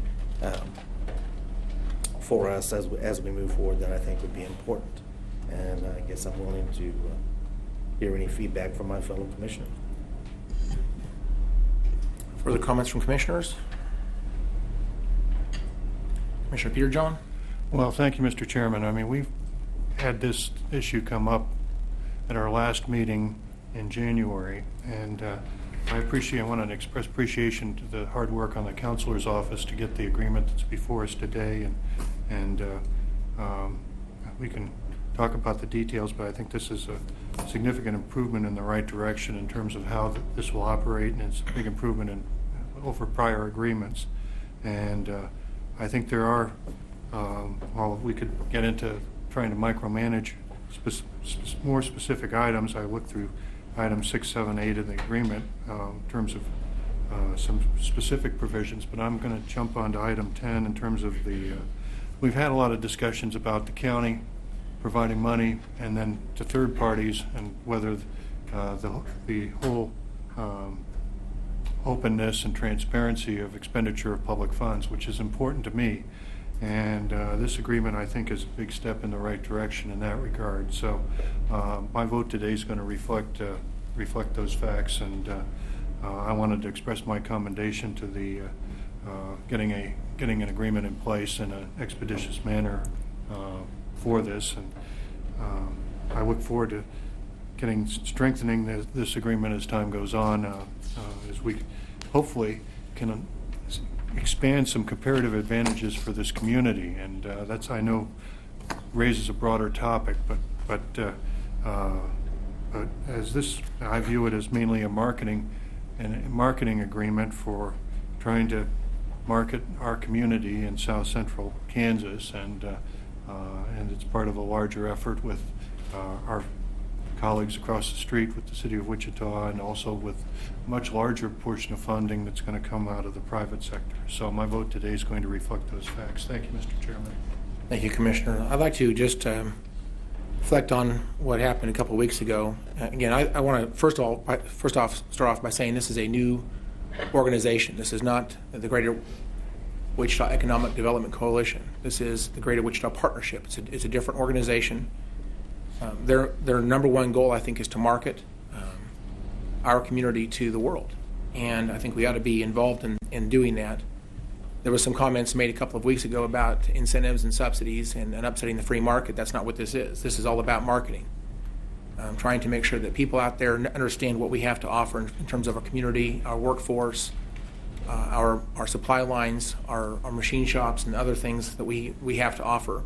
So I think this is a very positive move. I'd like to just say the glass is certainly half full. This is a good thing. We ought to be at the table. Some people think we should not be involved in marketing our community. That's a fundamental difference between, I guess, my position and the position of some other folks in our community. But I do believe we ought to be at the table and trying to market what we have the best we possibly can. And I can't think of a better organization right now available in our community to do this besides the Greater Wichita Partnership. So I'm going to be very supportive of adopting this resolution today. I would like to say that one of the commissioners created a list of 5 items that he wanted to see in the agreement, and although the leader of the Greater Wichita Partnership committed at the microphone to doing these 5 things, it was important that these actually ended up in the actual agreement that was signed by us and them. And so we took 2 weeks to go ahead and do that. The counselor's office did a good job of putting this in there. Let me just remind everyone what those 5 things were. The first item was attendance at an MRO America's meeting. And in item number, let's see here, items 7 and 8, it says the GWP shall initiate, engage, and participate in 2 to 4 supplier meetings with non-aircraft manufacturers, and they shall initiate and engage, participate at least 2 maintenance, repair, overhaul events. Let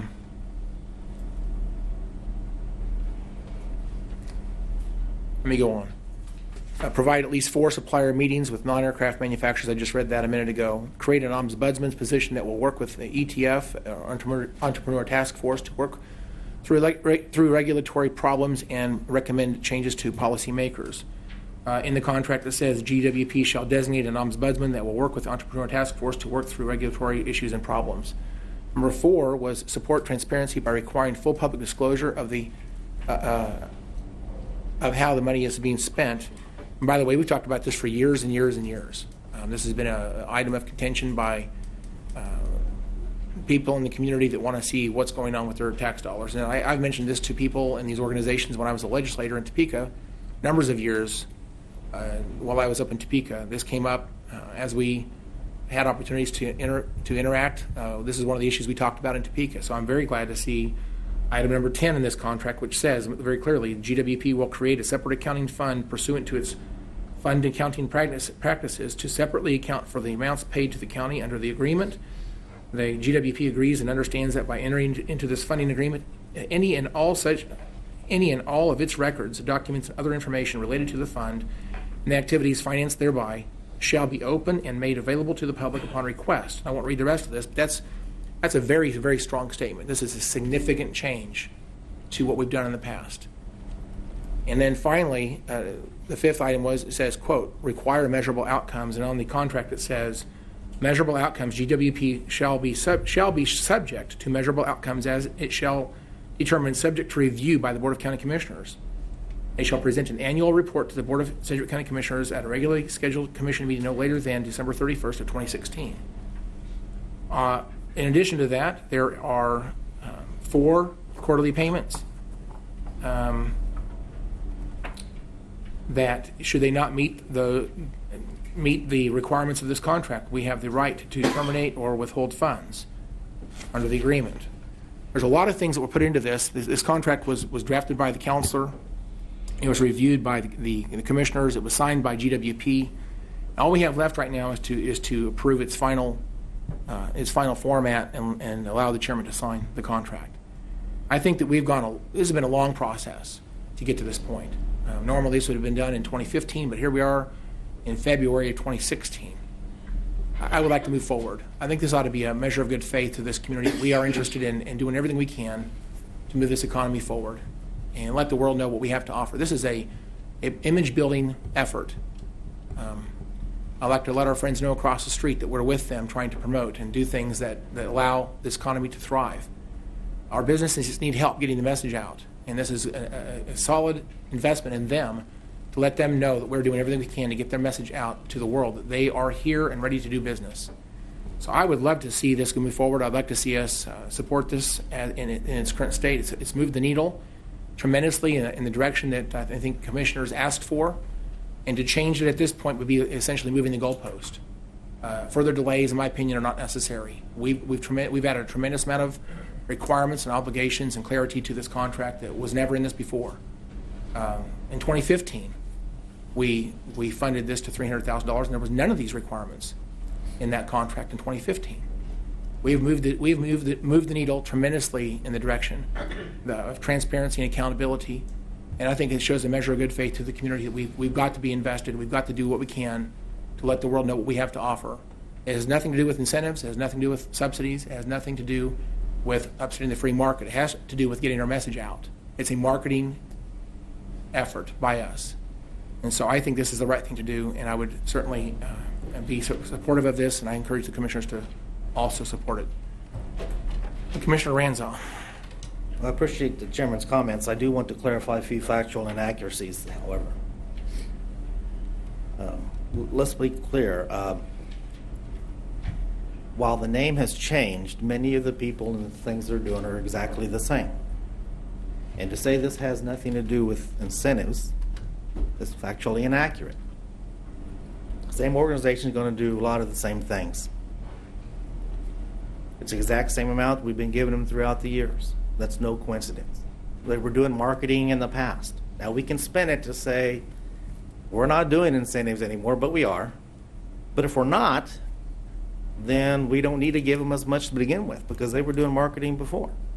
The fact is, yes, it's a new organization with a new name, but same people, same things going on. So yes, it does have to do with incentives. And I think it's important to be straightforward with the citizens, and I think they understand what's going on here. Now, to say this document was reviewed by commissioners, I was given this to me, and basically the impression I've been given is take it or leave it, even if it doesn't meet what I intended it to meet. And in my estimation, it doesn't. In the past, GWC has had goals and standards to bring in jobs, to bring in investment, do all this sorts of stuff. There should be something like that in here. I guess I have a question. I've been told that there are measurable comes out here. Can someone tell me, perhaps someone from GWC or the Wichita Partnership, what are the measurable outcomes?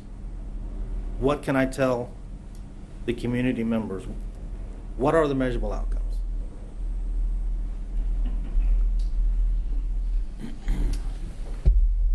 Good morning, Commissioners.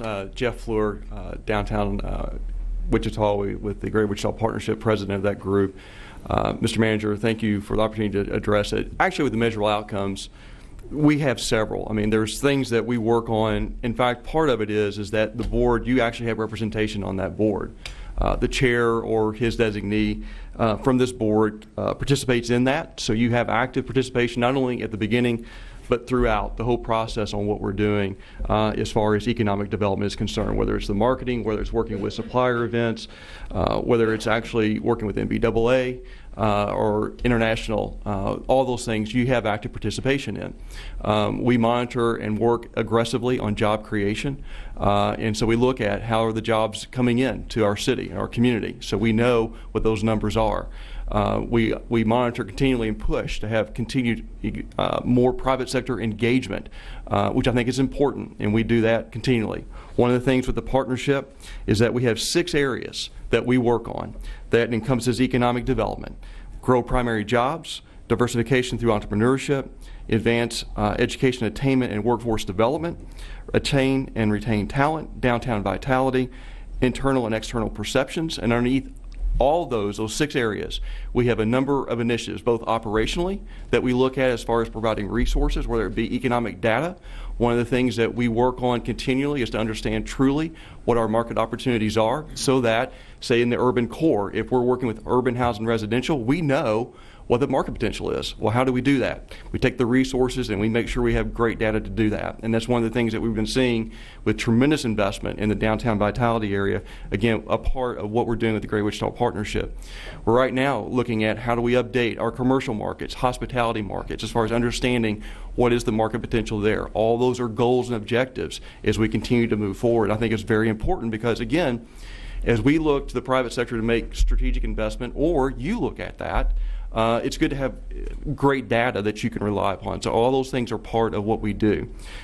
With growing primary jobs, that's a huge area. And certainly one of great focus, because again, how are we going to grow locally? It's jobs. It's how do we create jobs? How do we train jobs? So again, working with workforce development, working with young professionals. There's a lot of things that act as goals and measures that I am personally also responsible for, as far as how do we move the needle in economic development. So the chairman or his designee has an active part in this organization as we go forward. This isn't a line in focusing of our economic development initiatives. The partnership is a different chapter than what we've seen with GWEDC. Also, one of the things that we're embarking upon this year that we haven't had in the past is BREG. You've got a 10-county initiative now that is complementing what we've done in other initiatives. It's building upon those, if you will, where we actually have 2 individuals on staff that we did not have until mid-year, that every day is working on how do we grow the regionalism, how do we work together, because if counties surrounding us are prospering, so do we as a county, and vice versa. So how do we look at that comprehensively? We have action items coming out of BREG that, again, several of the public sector was involved with that process. The private sector is involved with it daily, and we continue to push that forward. So as far as measures, we have a lot of those, and that's one of those things that certainly, again, the engagement of your representation on the partnership board is engaged in that continually as we go forward. So those are things that are available. We can make those available. One of the things that we're working through right now with the partnership board is how is it that we continue to refine those. I will tell you that it's a work in progress because, again, there are dynamics that become apparent that weren't here yesterday that we have to pay attention to. And so how do we move those things forward? So we have a tremendous amount of measures that we look at, both in the downtown development, but also as we're looking at BREG, and also as we're looking at the partnership with economic development.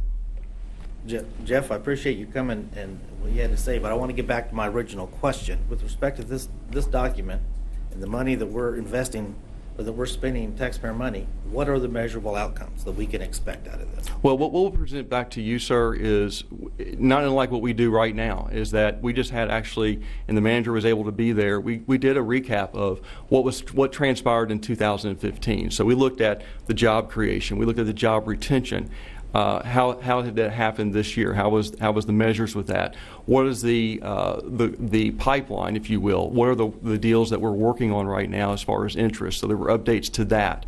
We also looked at MBAA participation, was able to report that we had a 60% increase this year in private sector participation in MBAA over the previous year, which means we had about 19 companies that were engaged with MBAA that we partnered with. So again, that was a 60% increase over the previous year. So those are the benchmarks, and we report those benchmarks back This year with MBAA, we're looking at to increase that still. We're already looking at a larger booth, if you will, at MBAA because of increasing the private sector interest in coming into that show, which is really important with our aviation industry. The other part of it is with BRAG, with healthcare. We've set the mark that we want to have one of the events as far as the supplier type things that you've asked us to do. That healthcare would be one of those. That would be brand new this year. So all those are outcomes and also initiatives that we will be reporting back in an annual document. The other thing that we do annually with the Downtown Vitality part is that we have a State of Downtown report, which again goes back and reports, and we've been doing that for the last 3.5 years, where it measures what is the private sector investment in our downtown area, what is the increase in residential, so that we can come back to you and say, when we did the market analysis for housing, the initial document that was done in 9 and 10 stated that we could build about 1,100 units in our city center over the next 5 to 7 years. So that was back in 10. We have hit almost, right now we've had 400, a little over 400 units completed. Today we have 812 units under construction. We updated that analysis last summer, which indicated at that point that we could actually see another 1,750 units built in our downtown. So again, those are all measures. And so what we do is, how is it that we continue to build economic development as far as, again, understanding what the opportunities are, and then we go after how we meet those opportunities. So again, those are types of measures that we have. We also work with commercial development, and part of it is we want to be able to report back measures to you. One of the things that we know since the master plan development with downtown, which again is a part of the partnership, that we've seen at the end of 2014 $323 million completed in new construction in the urban center. 84% of that has been private sector investment, 13% has been public investment, about 3% has been arena investment, because that funding that you were talking about previously, where you have a fund balance or an operational balance to make improvements. That's the type of information we report back on an annual basis, so that again, you have benchmarks of, are we making progress? This last year in 2015, we had over $180 million started on Douglas Avenue alone, going from Union Station, Bidding Exchange, filling in the hole on Douglas Avenue, investments by some of our corporate headquarters on Douglas, to River Vista, to now the library that was approved yesterday. So again, those are the type of benchmarks we report back, because we want to be able to report back to our investors, this is what you're investing in. Here are the marks that we're making. Here's the progress we're seeing. The other side of that is, what are the challenges? Because again, I think it's important that as we identify challenges, and we've seen those, that we come to you or we come to the city and say, what is it in policy that we could further develop that would take that away, that would open up opportunities. The great thing is that we're seeing other cities come in to see how we're doing things. Jackson, Tennessee was in here last week, or in the last 10 days. 2 economic development people were in from Jackson to say, we want to learn more about what's going on in Wichita. In fact, at the end of their conversation, they're going to bring some other people back. We've had investment groups come in from outside of Seattle, again, to look at how we're working with the private sector to help them be able to realize what they would like to see happen. The city of Anchorage came in last year as well. New administration there, and they garnered from some of our touch points in the nation what was happening in Wichita. They also came in to see what was going on. So again, the great thing is that we're seeing movement, and we need your partnership. I mean, we want to be a partner with the county, as we are with the city, and I think as we are with the surrounding counties. So all those things are important. And again, your engagement, as far as your representation on that board, you are actively engaged in part of that. And again, our commitment to you all is that you will have a forward in the future, and maybe what even some of the challenges have been. I think that's something we should bring back to the investors, and we do that. One of the things we're looking at doing mid-year is an event that will begin now to look at economic development comprehensively, whereas in the past we've had something maybe for downtown, something maybe for GWDC. We're looking at something holistic. So again, when someone comes in, they see the total economic picture about what's going on in our community. So again, Commissioner, I'd be glad to personally get to you, hey, what are some of these initiatives that we have underneath some of these, the 6 areas I've already mentioned. Be glad to provide that to you. Certainly, those are things that we can make available to anyone that would like to say, where is the partnership today? Where is it going? And what's been some of the progress even in the past 6 months, 8 months since it's been on the ground? Jeff, I still didn't hear an answer to my question, or maybe I did. Maybe what I'm hearing is that there really aren't specific measurable outcomes related to this document, related to this out here. I mean, we're doing these sorts of things. I want to know how many leads are we going to get? How many businesses are going to relocate here? How many local businesses are going to get new business? How many jobs are going to be created? I guess that's the problem that I have with it. You can give me all kinds of reports, but I want some numbers. I want a goal of what we're going to get out of this. I have to be able to tell the people out there why we're spending this money, and I don't see that here. And I appreciate everything you're saying, and you can give me reports about what happened in the past and all that other stuff, but we need to have some meaningful, measurable outcome, and we don't have that here. Unless someone in the room can tell me what they are. I don't see any, and so I think we're putting the cart before the horse if we're going to say we're going to make a commitment to the community and be accountable, which I think is important when we have no measurable outcomes. That's all I ask for. Now, as an alternative, I have some suggestions for changing some language here. I'll pass this out here. We'll even give one to Jeff there.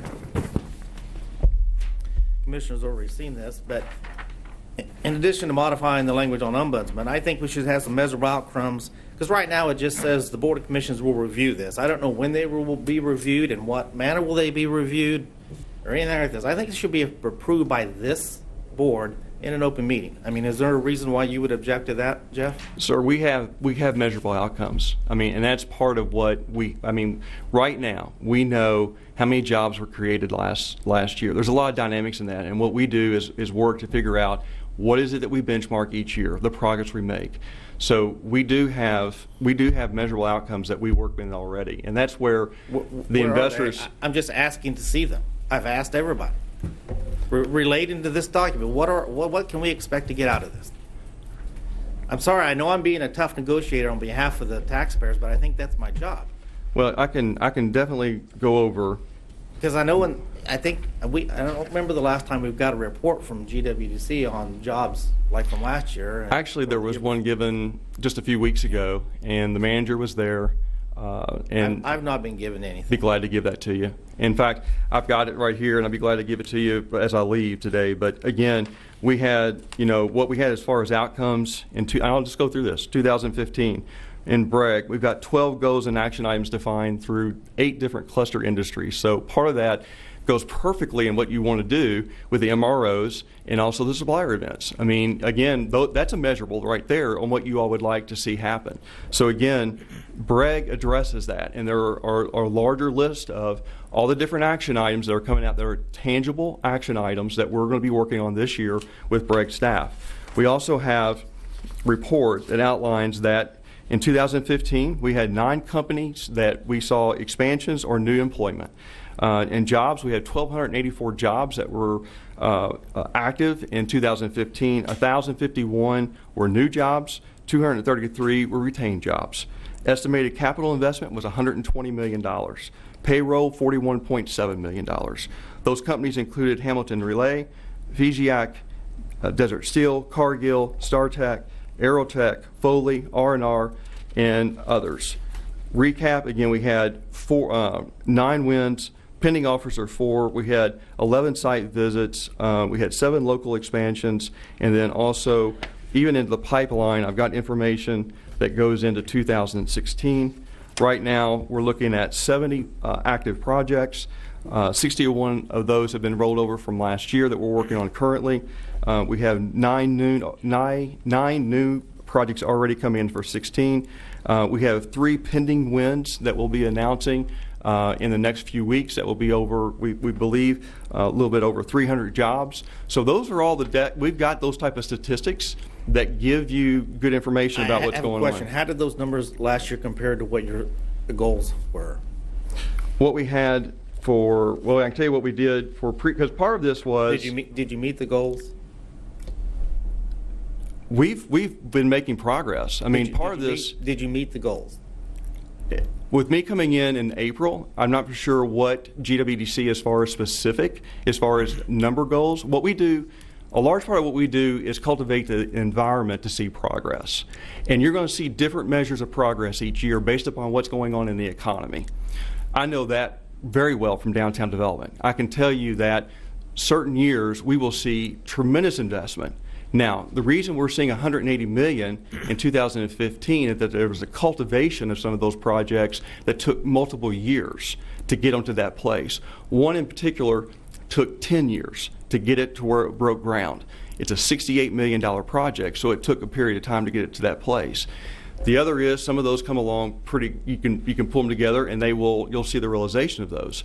So again, our job is how is it that we cultivate the environment so that we see results? And so there's going to be cyclical times, just as development happens, on what our goal, or not our goals, but what we'll see actually in economic development. So it's just like what I was laying to you about the residential markets. Right now, the market downtown is almost 100% occupied. So we're seeing a lot of activity, and what are we doing to cultivate that? So in that regard, again, what we do with that board of directors and with your representation on it is that we continue to look at that. Now, what I've committed to the chairman is that this is not going to be a year-end report.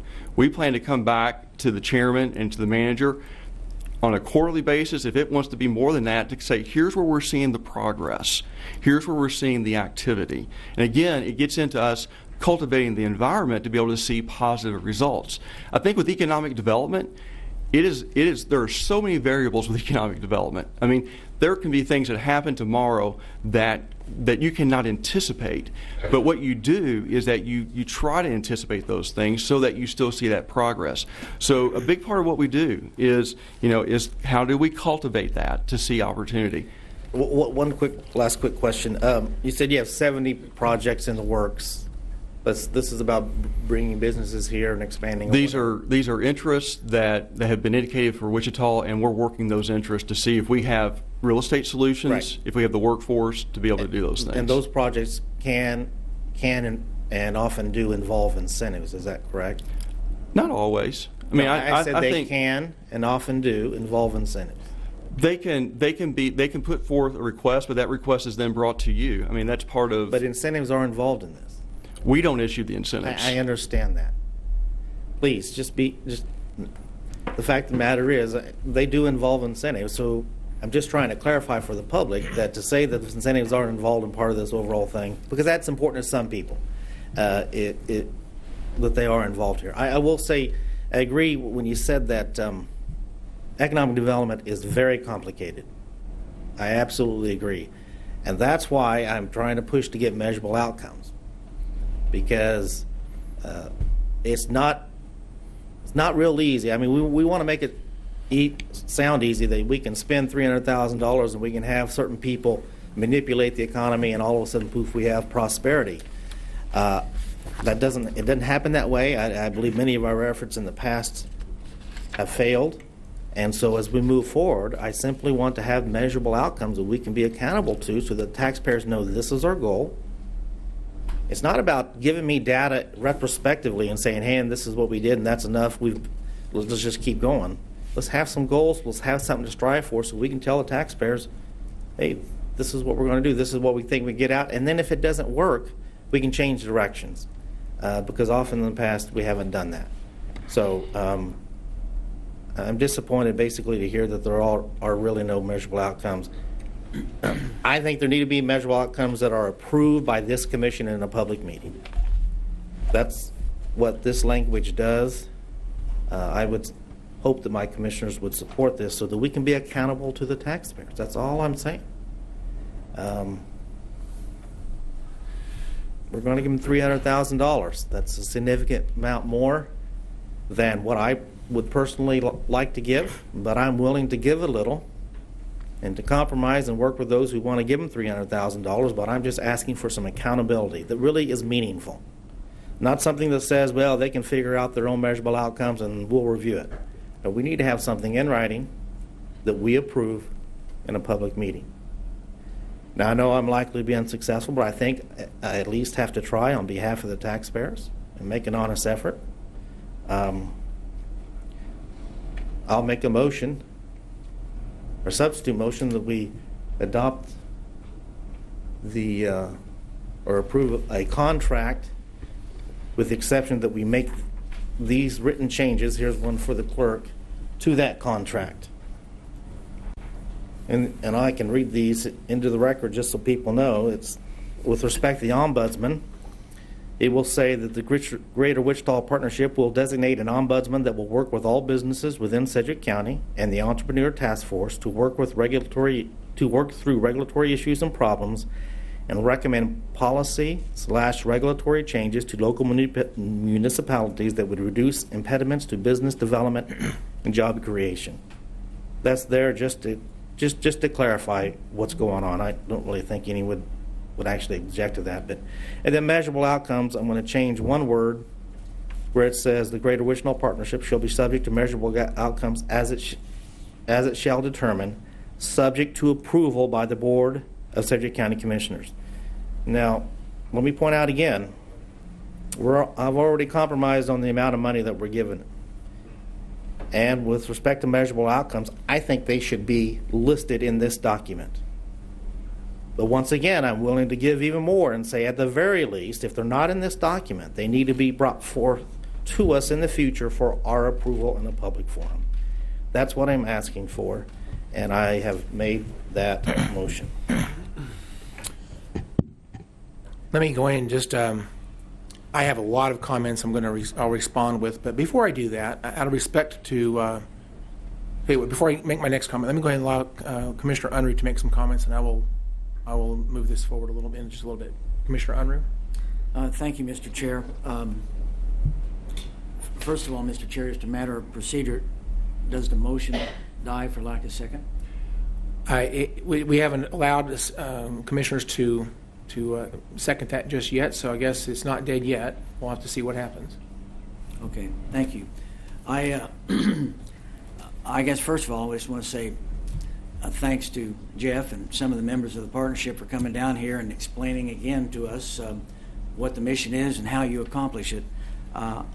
As having been up to this time where we're establishing the partnership and getting a structure established, I've been remained on that board as a county representative, so I understand the evolution of how this has happened, and I think that this is definitely a new iteration of our efforts in marketing and economic development. I think it has great potential for us as we move forward in the future, and I'm pleased by the committed and dedicated involvement, especially on the executive board level, by all the leaders in our community, the industry and business leaders who have come and committed their time and energy to establish this in such a way that it has the potential to be very successful.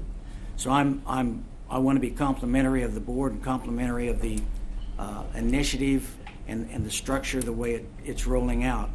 I think that one of the things as far as the measurable outcomes go, this effort is somewhat of an art as much as it is a science. And so you can have a lot of lofty goals that perhaps not real meaningful, but you can have initiatives and ideas and momentum towards areas as have been delineated by the partnership that says this is where we're going to work, this is what we want to achieve, and this is how we want to create jobs and economic development in our community. And a lot of those measurements almost have to be done in hindsight. And I understand that and realize that that's the way that economic development works. As far as some of the specifics of this contract that the Commission asked to be included at your last presentation, it appears to me that the stipulations and requirements that we as a board were particularly concerned about, you have included in the contract. And so I am satisfied that the partnership has yielded to the desire of the BOCC, included these in a contract, it is more specific, more definite, and it includes a couple of things that hadn't previously been there. For example, the ombudsman. I think that's a new element that is going to be helpful as you try to work through that.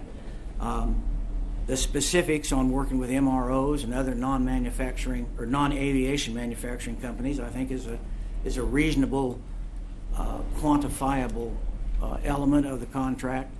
And I think, has there been a time where the partnership has not, or GWDC not complied with the CORA rules?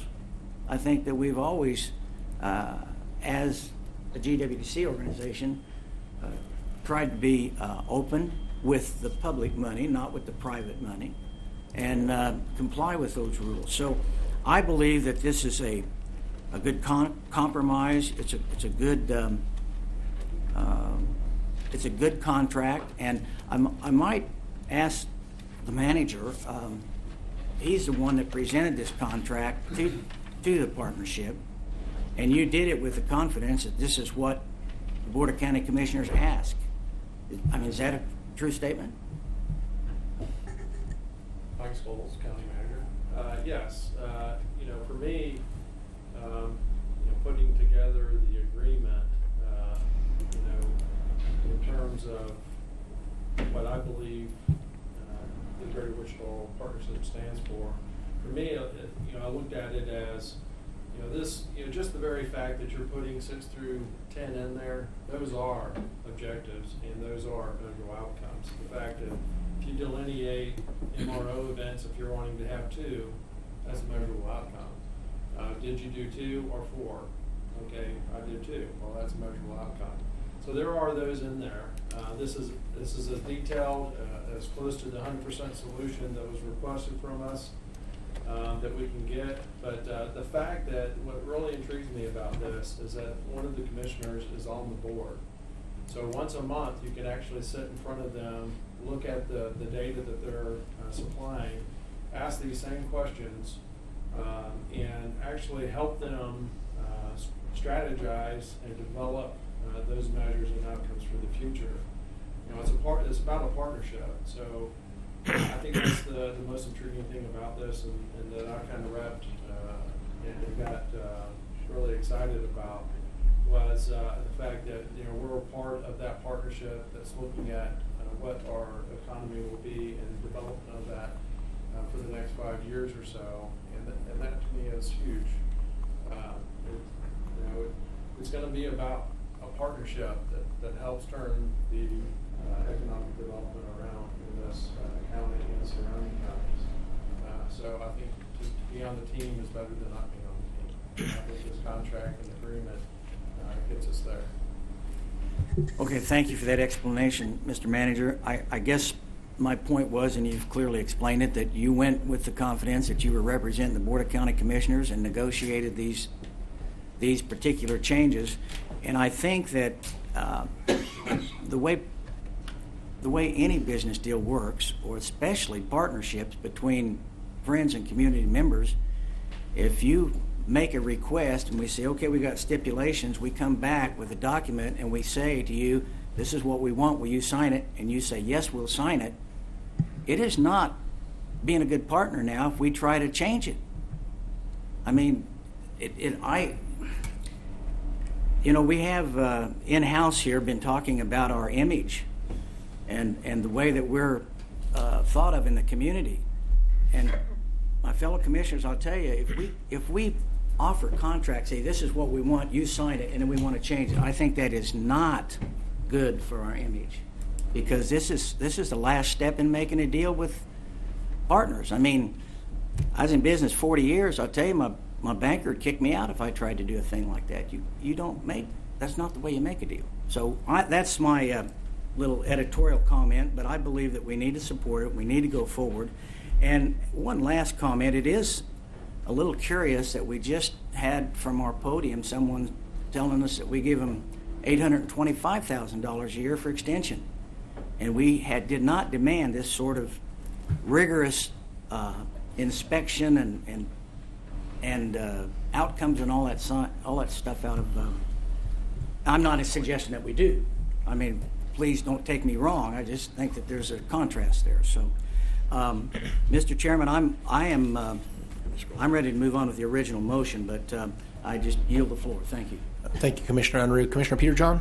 I was just going to expand my earlier remarks when I said some kind words about the counselor's office and their work on this, to extend that to include the county manager and his folks on this too, because I know there was a lot of work by different departments within the county on this. So wanted to get that on the record too. Thank you. Thank you, Commissioner. I'd like to make a few comments. Again, this is a conversion of what used to be called the Greater Wichita Economic Development Coalition to what we now call the Greater Wichita Partnership. And as such, the board definition is not completely defined yet. I think they're still in transition. But we have typically had 2 appointments on their board at the Greater Wichita Economic Development Coalition. And I assume that they will probably still have 2 seats at the table, I'm assuming. Can you just give me a nod up and down? Is that? So Jeff Fleur says he's working on that, but I believe that we will still have a seat at the table. And having said that, it has been my intent that if there's 2 seats at the table, I would be wanting to serve in one of those seats, and I would ask Commissioner Ranzaw to serve in the other seat. So he will have a place at the table to help define these outcomes, these measurements. Certainly that's something that the board needs to work on. I believe Commissioner Ranzaw has served on this board in the past. I don't know if he attends the meetings or not, but he has been on this board in the past. And so he has an opportunity there. Let me also say that although some of the opportunities may come back to us in terms of consideration of incentives and subsidies, Sedgwick County Commission has not approved any new incentives or subsidies this entire last year, actually since I've been elected to this board. So although they may approach us and ask us to support these items, we have not done so far. Doesn't mean we never will. I think the conservative folks that may be opposing this have in fact supported some incentives and subsidies, rarely, but sometimes in the past it has been done. Doesn't mean we will never do that. It just means right now, so far, since I've been in this position on a Board of County Commissioners, we have not adopted any of those as of this time. Commissioner Unruh did speak to this a little bit, and I'd like to extend those remarks a little bit on the County Extension Office. We just gave them nearly 3 times as much money as what we're talking about for this partnership with the Greater Wichita Partnership. And yet although we've received a very nice report, had a lot of numbers in it, we never asked for specific details of what they would report on. I'm sure we could ask for some if we had some interest in other things. I'm sure they would be very glad to oblige and provide other data analysis should we ask for that.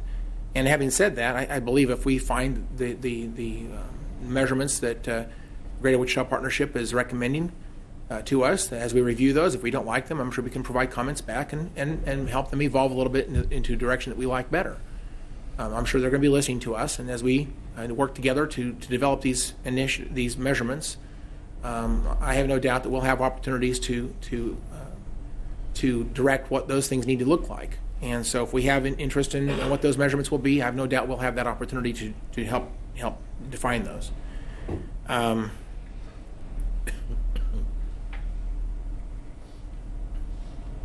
As a data analyst in my previous job to this, I worked in flight test, and I looked at a lot of data.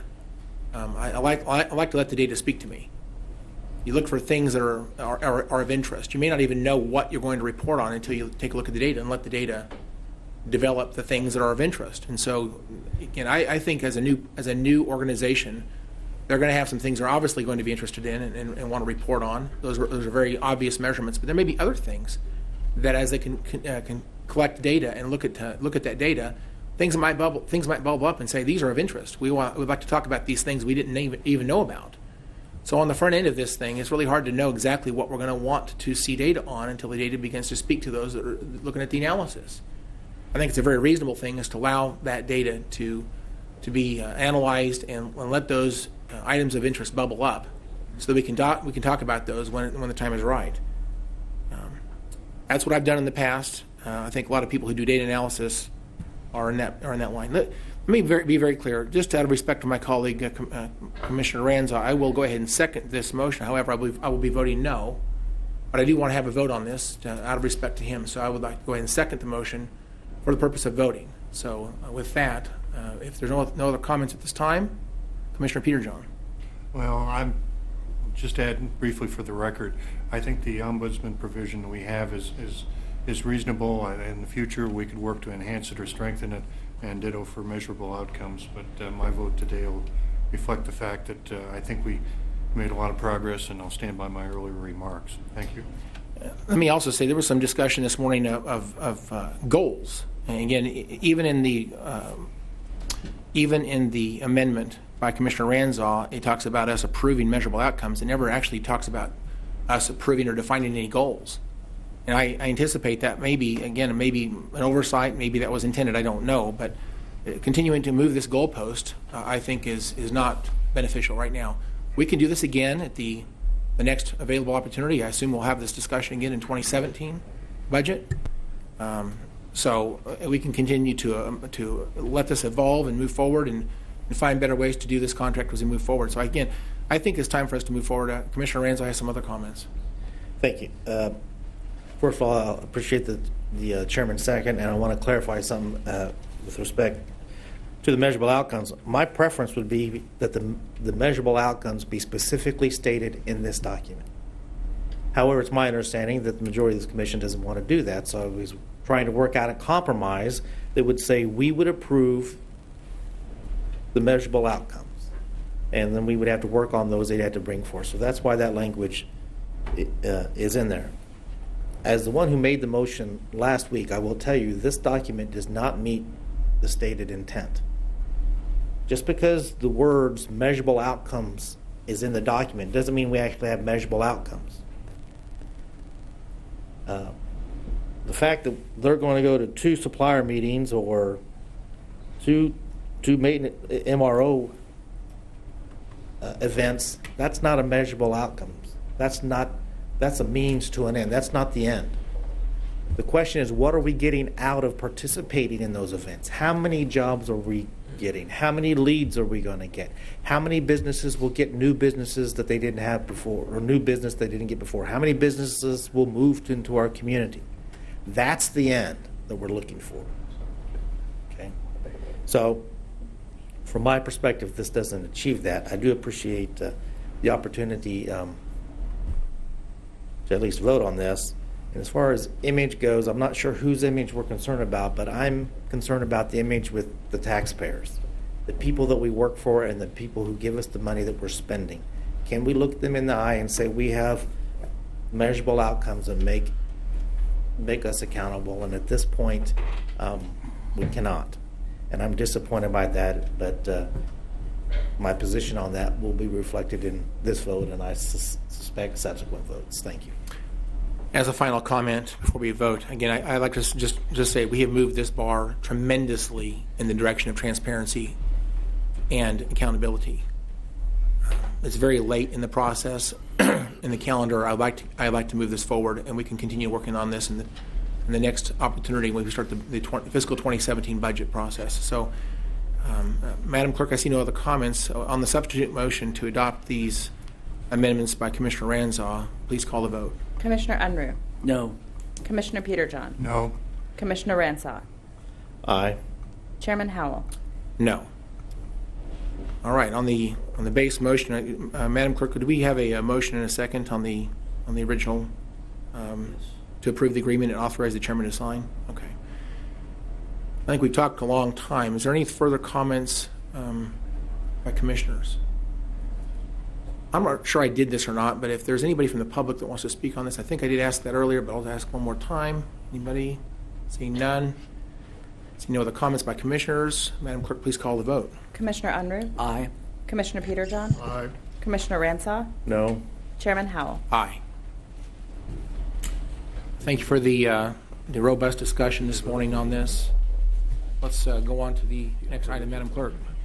Item Q, report of the Board of Bids and Contracts regular meeting on January 28, 2016. Good morning, Mr. Chairman and Commissioners. Joe Thomas, Purchasing Department. The meeting of the Board of Bids and Contracts of January 28th resulted in 4 items that we bring to you this morning. Item number 1 is the Career Development Training Courses for Human Resources. Recommendation is to accept the best proposals from Dr. Audrey Curtis Hain for item number 2, Butler County Community College for item number 7, Cross Cultural Institute LLC for item 13, Jim Maddox for items number 3, 6, 8, 9, and 11, Wichita State University for items 1 and 5, and Leader Systems Incorporated for items 4, 10, and 12. And we're going to establish contract pricing for 2 years with 2 one-year options to renew. Item number 2 is the on-base integration for the Hanson Permit Software, Metropolitan Area Building and Construction Department. This recommendation is to accept the quote from Konica Minolta Business Solutions USA Incorporated in the amount of $58,051.34. Item number 3 is the fire alarm testing and inspection for the Facilities Department. And this recommendation is to accept the lowest and best bid from Marmick Fire and Safety at the rates listed, and to establish contract pricing for 1 year with 3 one-year options to renew. And our final item, item number 4, SAP maintenance renewal for Enterprise Resource Planning. Recommendation is to accept the quote from SAP Public Services Incorporated in the amount of $460,516.17. I'll be happy to answer any questions you may have, and I recommend approval of these items. Commissioners, are there any questions or comments from any of you today? Commissioner Peterjohn. Yes, on item number 2, which is a single bid, this agreement I know is tied into the MABCD arrangements. Is this a 1-year agreement or for a different period of time? Was it for 1-year agreement? It's for an event, and not so much a duration, but the event is to integrate that Hanson software. What they're doing is they're linking the ability to move documents from the city of Wichita, which is in one format, to documents on base. And the reason we have only one bid, Commissioner, is that this Konica Minolta, this is a proprietary software, and they're the only authorized value reseller that has the authority to perform this integration. I understand it, and on software, that's often we get into these proprietary and sole source situations, and I'm always like it when there's multiple bidders, like we had on some of the other items. With that reservation, I will be supportive of the items for the bid board today. Thank you. And I'll move that we adopt it. Mr. Second. We have a motion and a second. Any further comments from commissioners? Seeing none, Madam Clerk, please call the vote. Commissioner Unruh. Aye. Commissioner Peterjohn. Aye. Commissioner Ransaw. Aye. Chairman Howell. Aye. Thank you. Madam Clerk, next item, please. Consent agenda. Chairman, County Manager Mike Scholes, I recommend you approve consent agenda items Romeo through Alpha Charlie. So moved. Second. Okay, we have a motion and a second. Any discussion by commissioners? Questions? Seeing none, Madam Clerk, please call the vote. Commissioner Unruh. Aye. Commissioner Peterjohn. Aye. Commissioner Ransaw. Aye. Chairman Howell. Aye. All right, Madam Clerk, next item. Public agenda. Okay, so this is a second bite at the apple. Anybody wants to come and address the County Commission generally, this is your opportunity. I don't see anybody signed up or anybody in the audience that's getting my attention today, so I'm going to assume there's none. I'd like to move on to legislative issues, if that's okay. I do have one item I want to address, and I've asked our counselor to prepare a document, and would you be willing to kind of go through that with us just a little bit as a way of introduction? Thank you, Chairman. John Von Atchen, Assistant County Counselor. Yesterday, met with you, Mr. Chairman, with the Finance Department, with the County Clerk, with the County Treasurer, with the Appraiser, the Manager's Office, the Election Commissioner, and this is regarding Senate Bill 316, commonly referred to as the tax lid. The a bill that was passed last year put an election into place if a city or county was to vote or vote to have an increase in their budget above CPI, and that it would go to that resolution would go to the electors. The mechanics weren't very well addressed last year, and the current Senate Bill 316 has been presented this year to address some of those mechanical issues. However, kind of in the room, we all went around the room and looked at it and said there were more issues that it created rather than addressed.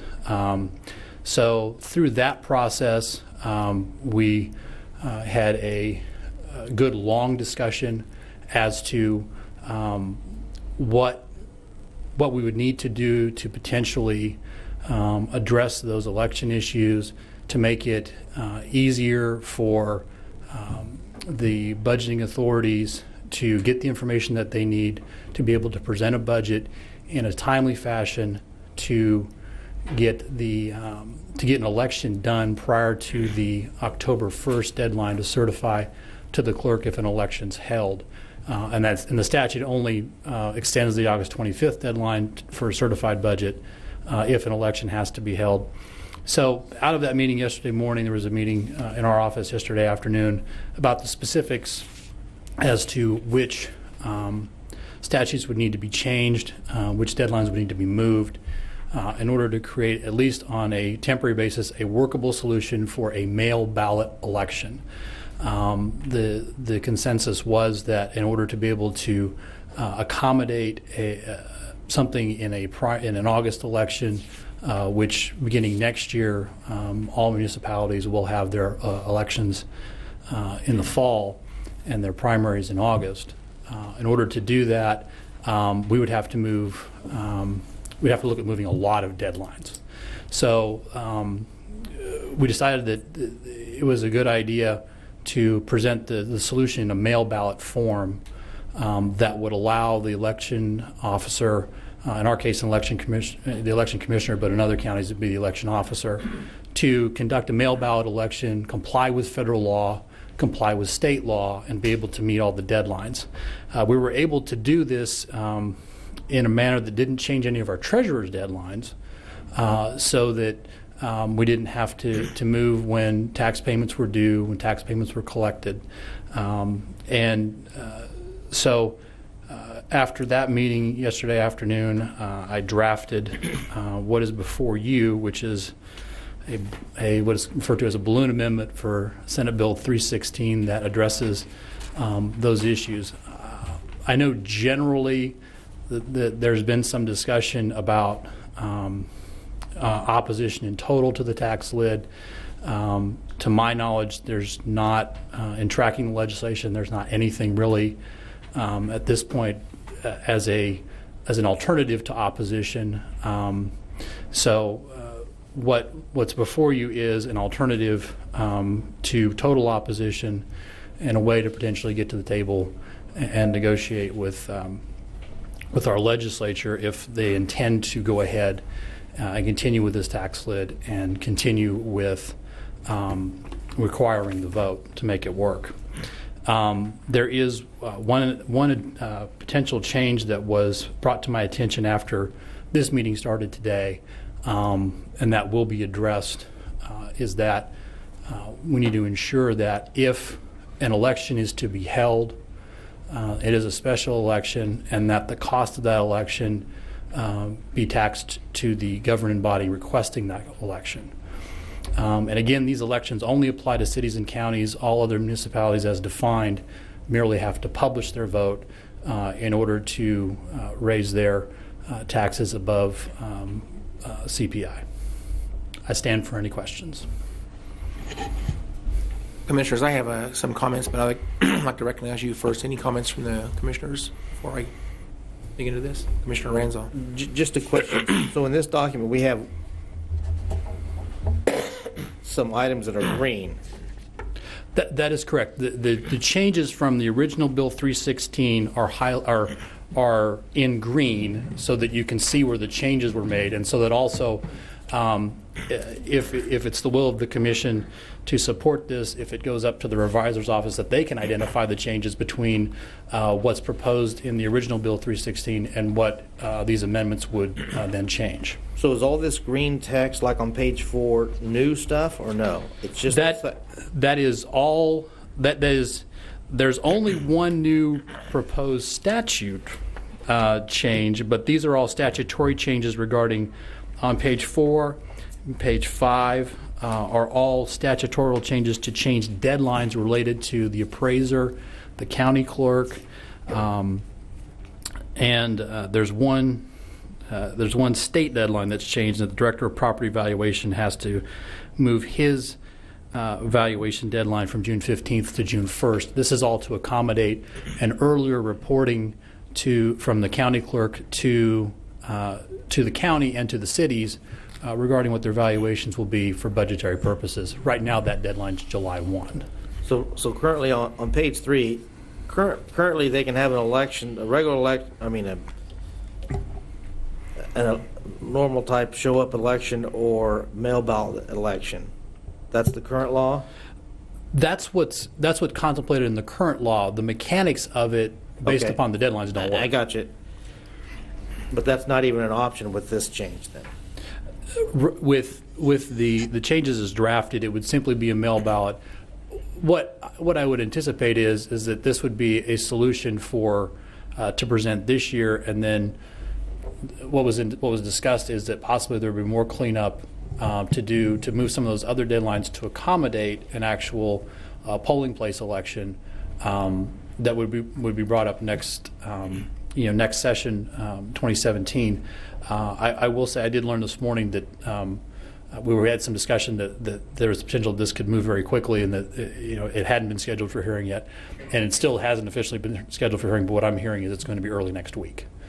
Is when 316 is going to be heard by Senate. Do you know when turnaround is for the legislature? Is it next Friday? I think deadline-wise, I think that's correct. The last day for committees to get something to the revisor is Monday, and then turnaround day is pretty shortly after that. Right, and just for the listeners, that's meaning the body of origin on those bills has to pass at least the first body and be passed to the second body unless it's an exempt bill. I think that's the definition of turnaround. Commissioner Rand, any other comments? Okay, Commissioner Peterjohn? Oh, I'm going to segue off your comment in the sense that my understanding this is in front of the Tax Committee in the Senate. Is that correct? Yes. And that's an exempt committee, so those deadlines I don't believe would be as compelling as if it was in a non-exempt committee. Let me make sure I understand it. Was this language kind of developed? I know there was staff had a meeting following our staff meeting yesterday to follow up on the chairman's request to try and get some language to make the process workable, and this is the result of that. We've had input from, I think, at least 4 or 5 different county departments. Is this the work product from that? This is the work product from that. We had obviously the two electeds, the clerk and the treasurer, the appointed being the election commissioner, and then the county departments, the manager's department, our office was involved, finance was involved, appraiser was involved in these discussions so that we could craft something that made an election workable. Well, I'm strongly supportive of the idea of making the election process workable. If we're going to be competitive in the 21st century, and we've spent a lot of this meeting talking about the challenges in terms of how we market the community, and what are you marketing? I mean, we're competing against 3 of our neighboring states have empowered their voters, so if you try and raise property taxes, you've got to get voter approval. This doesn't go nearly as far as what's in place in Missouri, Oklahoma, or Colorado today, but it's a step in the right direction, and I think this commission's been very, it's a positive, dare I say the word progressive, step in making our tax climate more competitive, and it's not totally sufficient. I know one person I respect very highly who said, wait a minute, this doesn't apply to the state. I agree, it does not, but it should. And this doesn't apply it to the state, unfortunately, but we're moving in that direction, and it's like a lot of things in public policy realm. You take your slice, you take a slice and move in the right direction, and other battles can be fought on other days. So I appreciate the hard work that I know a lot of different folks and some of the our elected department heads put in to get us to this point, and I'm going to try and make sure I understand it completely, but I think this is a positive step in the right direction. Thank you, Mr. Chairman. Thank you, Commissioners. It is my intention that we would get consensus on this board today to provide an official opinion of Sedgwick County to the legislature. Let me just be clear: the Kansas Association of Counties and the League of Kansas Municipalities are really wanting to see repeal. That is the position, I think, of both organizations. And there are other organizations, I think, I heard yesterday, I believe the appraisers, the clerks, and the treasurers, I believe, all would prefer to see repeal. And maybe I'm wrong in saying that, but I believe that's what I heard yesterday. That's generally those organizations, the Kansas associations of those organizations, I think that's their official positions. Now, maybe I'm wrong, but it's been called a tax lid. And I've talked to Nathan Eberlein, who is the counselor for the Kansas Association of Counties and the League of Kansas Municipalities. He uses the term de facto lid because it is impossible to do an election for the next fiscal year with the current statute as it was passed last year. Many of the folks that have spoken about this are upset about the process that was used to put this into law. Let me just visit that for just a minute. The legislature, of course, does have an opportunity to amend bills on the floor. Sometimes those are significant amendments, as is this. This was a very significant amendment. It did not have a hearing. It did not get vetted by committee, and as such, there's probably a lot of problems that were created by this language that was adopted by the legislature last year. I'd like to focus on the spirit of what they're intending, which I think is in agreement with our legislative platform from Sedgwick County. However, I don't think we intended this to be an actual lid. We would like there to be an opportunity for the governing bodies to send this to voters for approval. And again, there are some exemptions built into last year's law. The implementation date is January the 1st of 2018, and the governor at the state address has said he would like to see that shortened to be less time for implementation, whether that would be 2016 or 2017, I'm not certain. He would also like to remove some of the exemptions, and so it continues to make it more difficult for us to work with, and more likely with those changes that the legislature may make this year. It doesn't really solve the mechanics or the logistics of the election itself. For us to comply with this right now, the most we can do would be an election for the following fiscal year, more than a year in advance. And I don't think that's the spirit of the law. But in order to make that work, where we could in fact put this to the voters and actually impact our next fiscal year, something that happens immediately, we've got to have dates moved to make it workable. And although I think that repeal may be the best choice by many folks in this discussion, the reality is this is already state law. We're already there. And we've got an opportunity with Senate Bill 316 to adjust that to make it workable. So rather than bury our head in the sand or simply think about utopian or be in denial, utopian goals, it's better for us to be pragmatic and understand where we are and try to make this work. And so again, with very robust discussions with our election commissioner, Tabitha Lehman, our appraiser, Mike Borchard, the Sedgwick County Clerk, Kelly Arnold, the Treasurer, Linda Kazire, the folks from the Finance Office, our good work for the county councilors that weighed into this, our county manager. We worked around and found what would be minimum changes to enable an election to happen. It doesn't mean we actually love this language. It just simply enables an election to happen. It's all this does. There are going to be other problems as a result of this. There's already problems right now, though. So we're not really fixing all the problems. We're just simply creating an opportunity for an election to happen. That's all this is. I'd like to speak to the Wichita Eagle. They wrote a very interesting editorial last night, came out this morning in this morning's paper. They don't talk about the de facto lid. They don't talk about voter empowerment. They simply state basically that repeal is the right answer. Again, I would challenge that perspective because I asked at the Kansas Association of Counties meeting who in the room believes that repeal is even possible this year. And not one hand out of hundreds of people in attendance, not one hand went up. Nobody believes that repeal is really possible. I believe that the legislature has spoken. The governor's actually put fuel on this, and actually we're putting steam on this. We're moving forward at a faster pace than we thought we would be. So we're not going backwards, we're going forwards as a state. Rather than focus on the process and how this happened, or focus on the fact they shouldn't be able to do this under home rule, my goal to simply say, okay, this is where we're at, let's make it so we can actually have an election. There may be some hypocrisy in the fact that the state does not have to do this doesn't have to have voter approval for themselves, but they have the statutory authority to do what they're doing. They have the statutory authority to amend the bills on the floor. They've done everything according to state laws, and those laws can be changed, but those are things that they're allowed to do right now.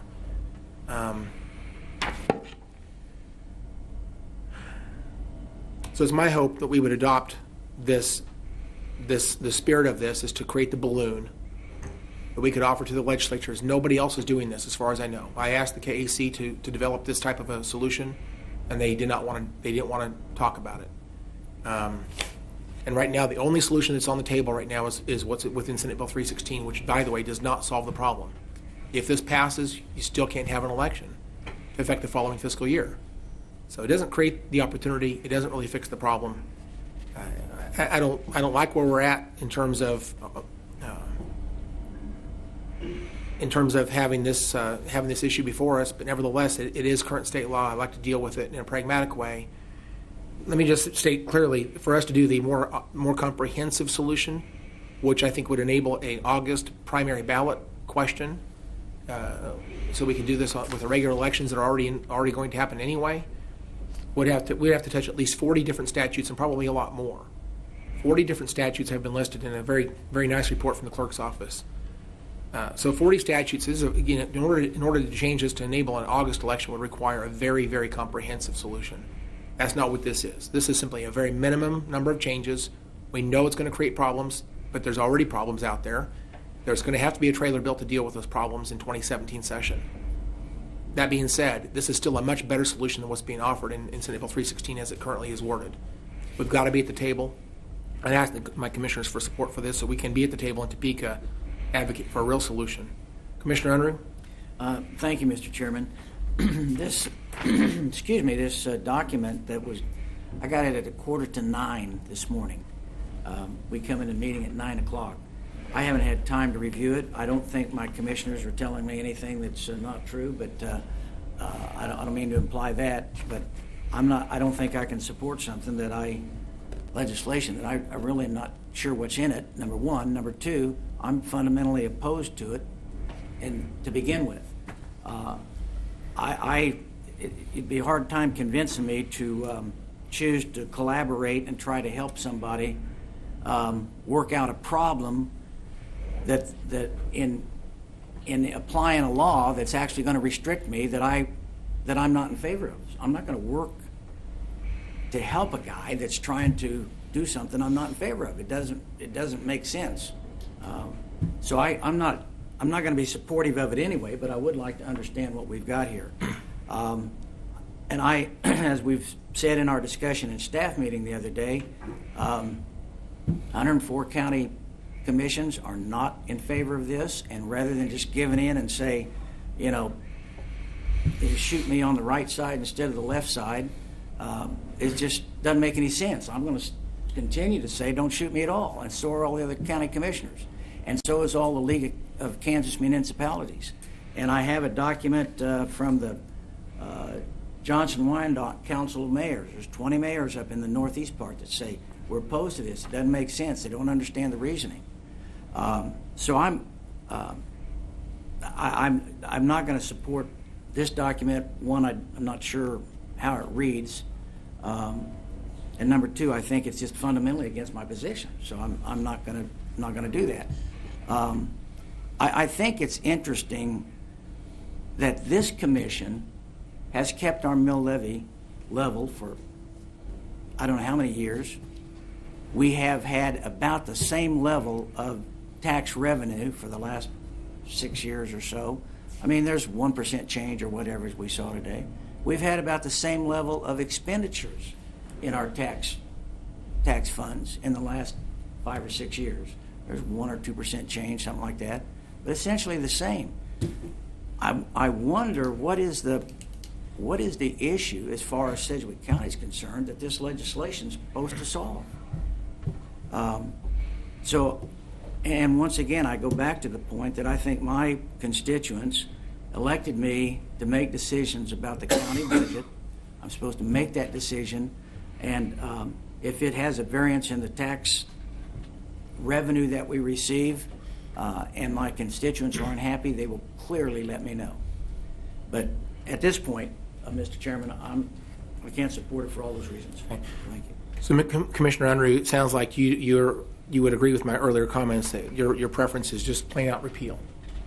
That's what you want, repeal. I stand with all the other commissioners in the state on that same position. Okay. And again, I completely understand that. I'm thinking about Obamacare. I'd like to see repeal. We have a Band-Aid in place called Medicaid expansion that simply deals with the aftermath of a very bad law. I'd prefer to see repeal. Many folks are advocating for Medicaid expansion because they see this as necessary in light of the defaults of the law that passed. And so I understand that sentiment, but I'd like to face realities. I don't think Obamacare is going to be repealed. It doesn't sound like it's going to. We're down that road pretty far. I hope it does. But in the meantime, we've got to advocate for solutions. For the record, I'm not in favor of Medicaid expansion still. I'm still hopeful for the repeal. But there's no deadlines on that. It's not impacting us with the ability to run our government the way that this bill does. So those are separate subjects, but I see the point of desiring repeal over Band-Aids. I might also point out in 2014, the legislature did pass, after a number of years of work, that I actually helped carry the spirit of the law that says that should a governing body grow faster than certain factors, that it requires a separate vote, a clear vote by the governing body that they're aware that they're raising taxes faster than these thresholds. I was very supportive of that at the time. This is simply taking it from that idea to the actual electorate to make sure that they are aware that the governing bodies are growing faster than those factors. And so I think this is something in concept and spirit, I embrace the idea, but I want to make sure it's workable.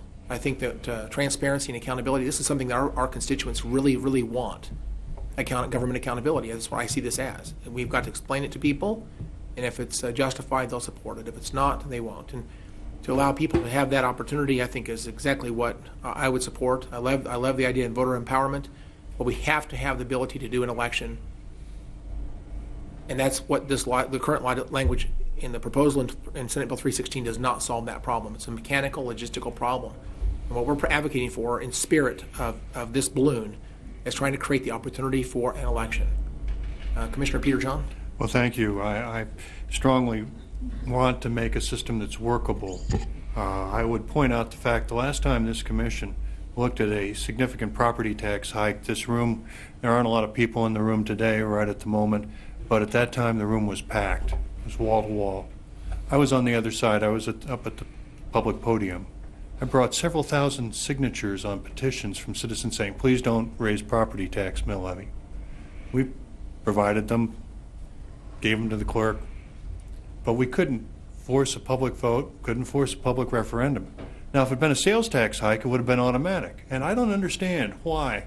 Well, for sales tax, cities and counties get voter approval and they can proceed, albeit under state law. And at the moment, there are challenges in terms of what lids the state has in place there, but I don't see a huge outcry.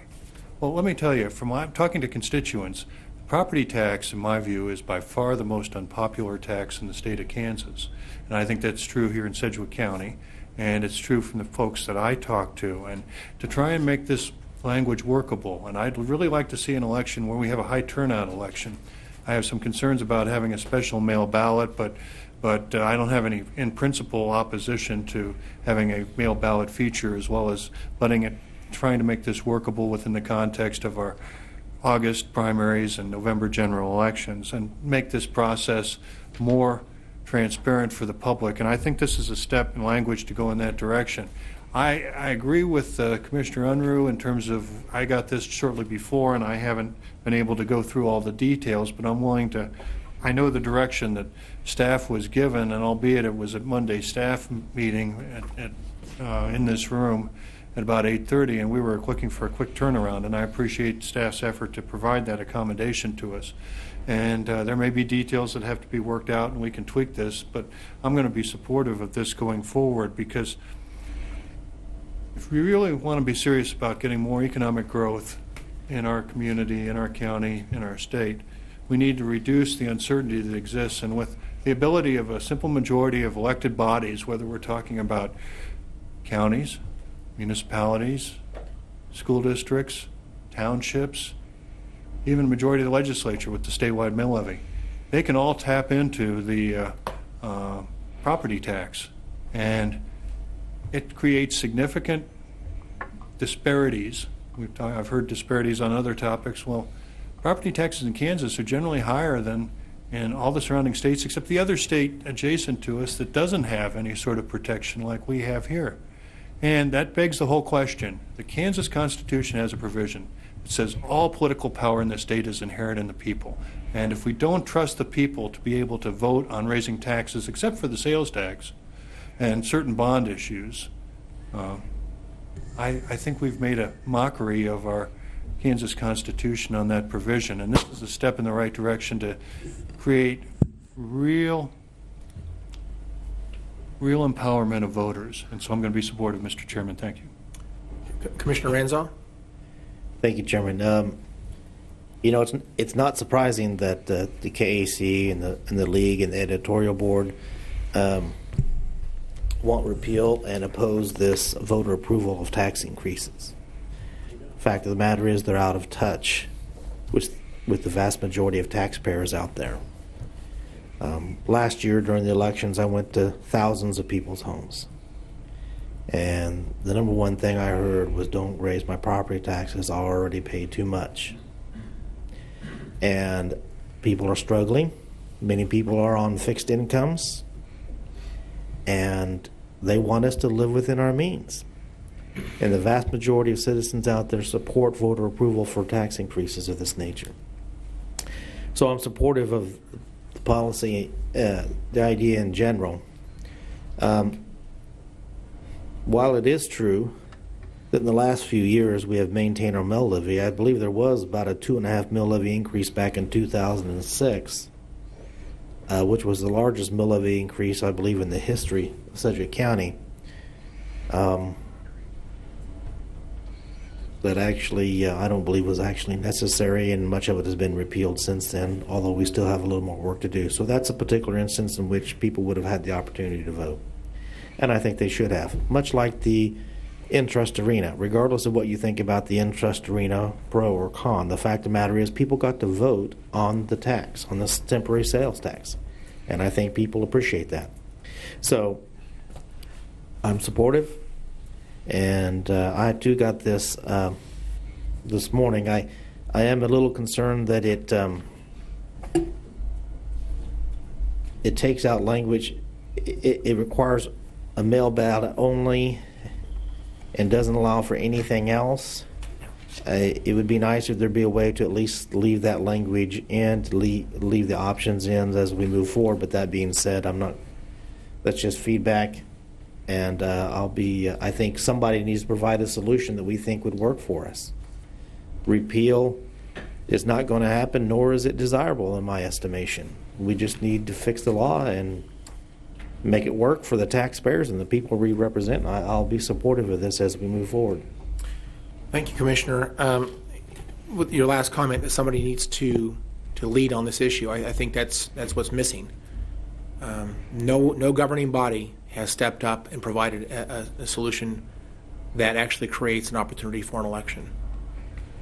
And I'm disappointed that the KAC and the LKM have not thought that through, that to simply demand repeal and not accept the fact this is already state law, and seeing the direction that the legislature is moving, there's an opportunity for us to step up and provide a workable solution. And unfortunately, no one has done that yet. So I see a sense of urgency here, knowing that they're likely to have a hearing between now and our next Wednesday meeting, potentially.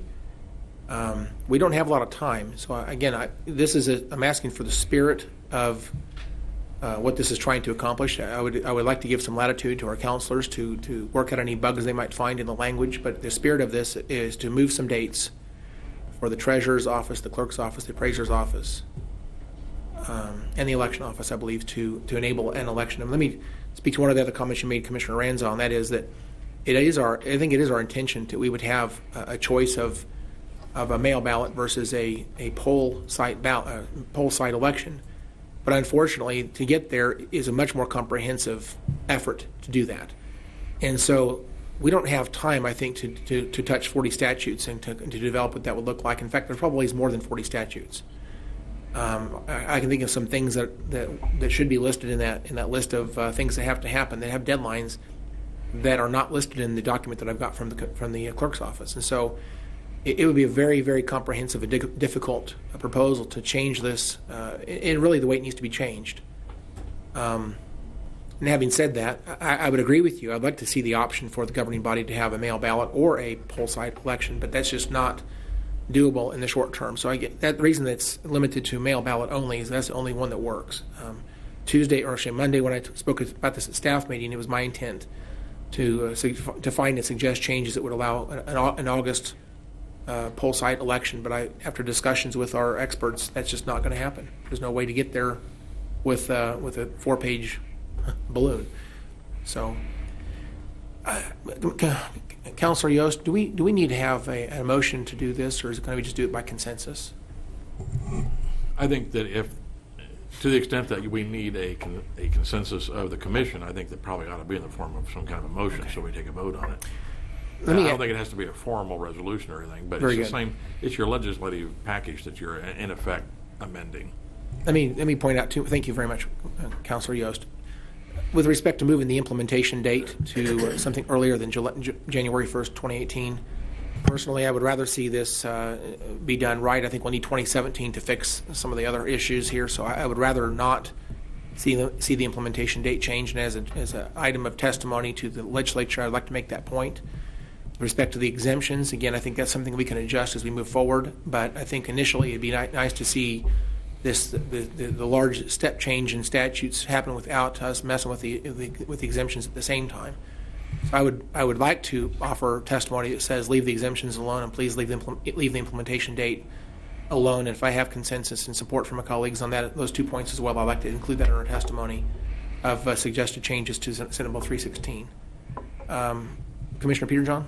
Well, thank you. I'll be supportive of this effort going forward, but I do want to quibble with one point of the chairman. He keeps referring to balloons, and this is that's kind of legislative speak for fancy words for an amendment, and we've got to, for the public out there to understand what we're talking about is we're going to throw out a draft to the legislature and say we think this would be a way of making the original bill that was passed last year make it workable, and there's an old engineering line of don't let the perfect be the enemy of the good, and this is a good effort. It's a good faith effort to try and improve the language and move in the direction of voter empowerment. So I will be supportive today. Thank you, Mr. Chairman. Commissioner Ranzau? Well, I just want to say I don't want to get too far in the weeds into all the details. I think we should, whatever the motion is offer our support for this in general, and then allow the chairman to solicit feedback and provide that to legislators on more specific details, if that would be okay. Would it be acceptable to you, Commissioner Ranzau, that I would make a motion to, in the spirit of change, try to accomplish the goal of moving these minimum items, the deadlines within these statutes, and encourage the legislature to adopt those changes, as well as to leave the implementation date and the exemptions as current law? Would that be acceptable to the Commissioner?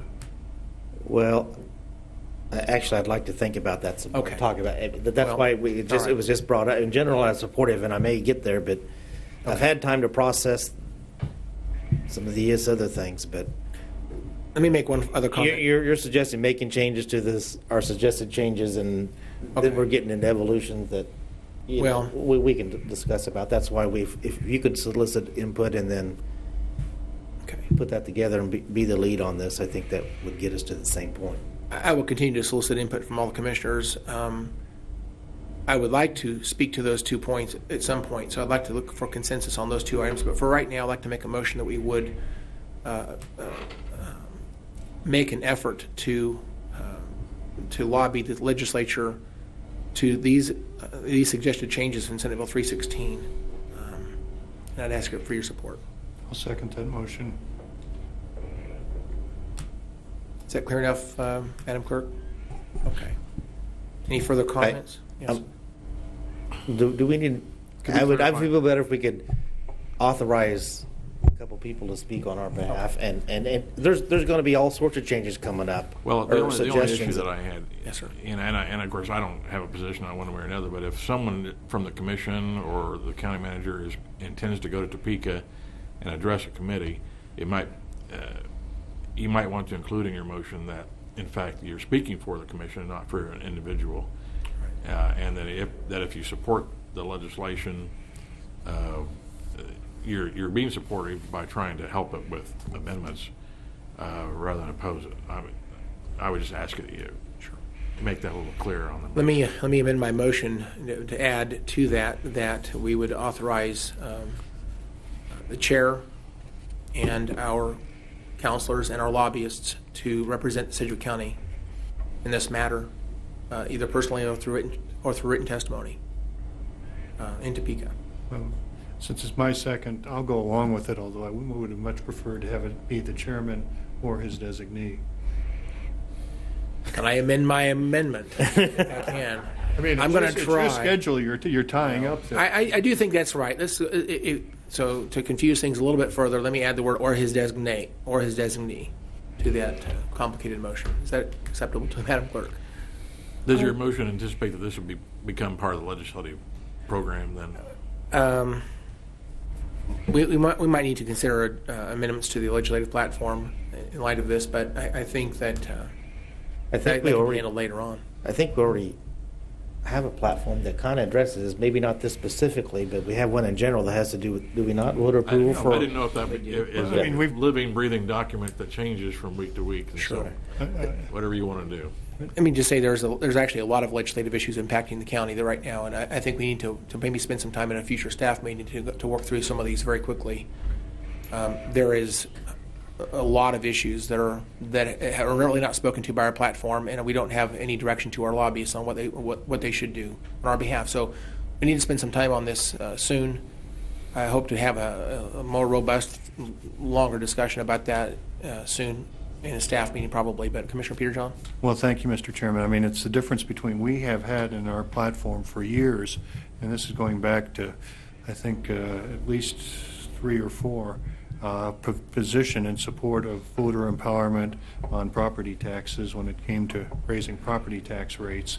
But it's general language. It doesn't get into the details and the nuances of a specific bill. So we, I think, have this challenge with all the items in our platform between when you talk about a general concept, which is basically what we approve in our legislative platform, saying we're for this or we're against that, and the specific detail language of a piece of legislation that's in a committee in the Kansas House or the Kansas Senate. So we can throw out the old statement that the devil is in the details, but I think the intent here is clear, and we're well within the boundaries. It's not like we're trying to change our platform, and I really am hesitant because of the way the legislature works, because if we said, okay, we're supportive of Senate Bill 316 as we've proposed it, what happens when they do a gut and go, as it's called up in Topeka, and we now have a House substitute for Senate Bill 316 that does something else that's completely unrelated within the legislative process. So I don't want to get our platform tied into specific legislative bill numbers, because I think that would be a mistake. Okay. Commissioner Unruh? Thank you, Mr. Chairman. I just wanted to offer my services as a spokesman. Thank you for your generous support there.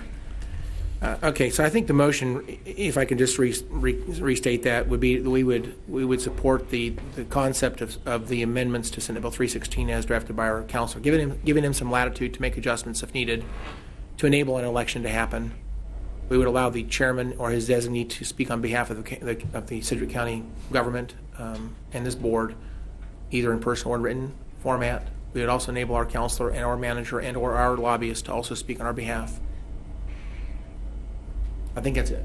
That sounds about right. Okay. It sounds like my second. Okay, so that's what I'm trying to motion, and we've got this recorded for clarity, and we have a motion and a second. Any further comments from commissioners?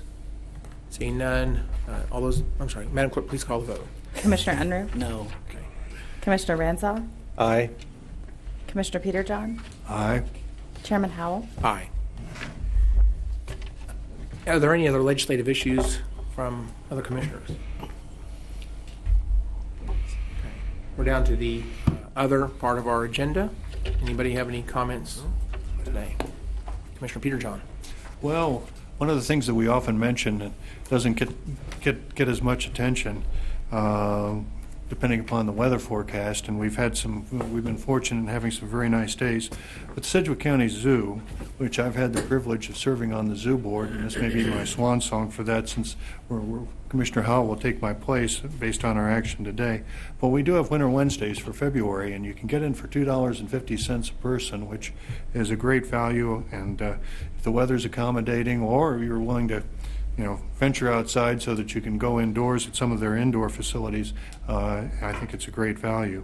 Mr. Chairman, I'd also wanted to, I mentioned earlier in the meeting that, new unfunded mandates coming out of Washington on the both public and private sector have determined that carbon dioxide is now going to be treated as a pollutant nationally, and there are new mandates coming out. And Kansas Department of Health and Environment is going to be holding on March 7th at the Sedgwick County Extension, getting public comments on this. And I would hope the public would have an interest on this because it has the potential to dramatically raise your electric rates. It'll also raise the cost of doing business here, which is likely to raise other costs. And I'm going to put out a challenge to our masters in Washington, because they believe that carbon dioxide is a pollutant. Well, I think if they want to address this problem, they need to address it on their own offices. And it's a biological fact that every mammal, every cow, we expand the number of cows in Kansas and they exhale, they're going to be increasing the amount of carbon dioxide they produce. It's also true that people do it too, living people anyway. If the Environmental Protection Agency believes that carbon dioxide is a pollutant, I would request that they begin their mandates to reduce the amount of carbon dioxide emissions with their own staff. And I'd like to see how they get that to work out before they increase the cost of electricity, make us more uncompetitive in international markets, hurt our economy. War on American low-cost energy is well underway coming out of Washington, and I do not believe that the basic part of photosynthesis, which carbon dioxide is part of, is a pollutant. And I would cite the fact that the original Clean Air Act, passed over 40 years ago, specifically excluded carbon dioxide as a pollutant at that time. Now, I'm going to switch topics. One other item here. There was one of the news organizations made a comment about Commissioner Ranzau, who was kind enough to publicly state his support of comments that I'd made concerning trying to keep this community safe in the light of some of the atrocities that have occurred both overseas and here concerning ethnic cleansing and the genocide against Christians by Islamists, Islamic State and other parties. And I wanted to publicly commend Commissioner Ranzau because appreciated his comments and support. My last item that I'll bring up, Mr. Chairman, is that February 3rd is an important day in American history for a number of reasons. And unfortunately, there are a lot of unfortunate events that have occurred on February 3rd in both American and even world history, and I'd like to get them into the record today. For folks who are big on rock and roll. In 1959, on February 3rd, Buddy Holly, Ritchie Valens, and J.P. the Big Bopper Richardson are killed when their charter plane flight crashed in Iowa.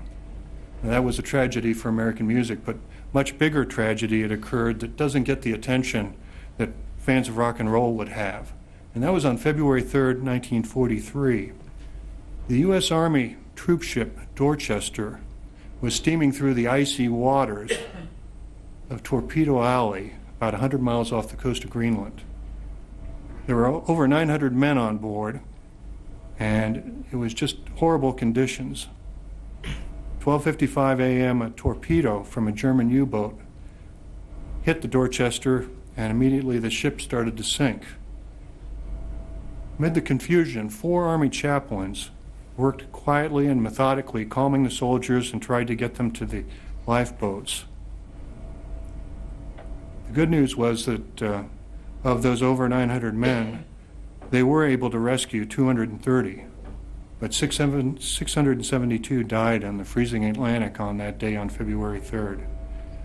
There were 4 chaplains on that vessel: a Jewish Rabbi Alexander Good, Catholic priest John Washington, Protestant ministers George Fox and Clark Poling. As the ship slid beneath the surface, the soldiers in the lifeboats who'd managed to get on took one look at the Dorchester, and the 4 chaplains were standing on the deck, arms linked, praying. None of the chaplains survived. They were part of the 672. February 3rd also had a negative effect.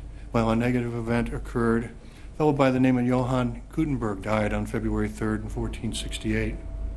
And his significance is he was an unsuccessful publisher, but he did succeed in producing the Gutenberg Bible and begin a revolution in publishing that is with us to this day. So, Mr. Chairman, February 3rd is an important day in American and world history, and I wanted to get it on the record this morning. Thank you. Thank you, Commissioner Peterjohn. I don't see any other comments from commissioners. I'd just like to point out, I think the last meeting, I'm not sure we talked about this or not. I don't remember that we did. We did get final approval for the elephants as an accomplishment for our community. Elephants are coming. They'll be here in May, and we'll have a grand opening in May. That's the plan, I think, right now. And so if everything comes together, I think it's planned, and it looks like it will, we have a lot of things to celebrate in the community, including the elephant exhibit opening to the public. So I want to make that one point. I have no other comments. Manager Scholes or Councilor Yost, anything else? All right. We don't have a need for an executive session or a fire district meeting today, so I think we are adjourned. Thank you, everybody.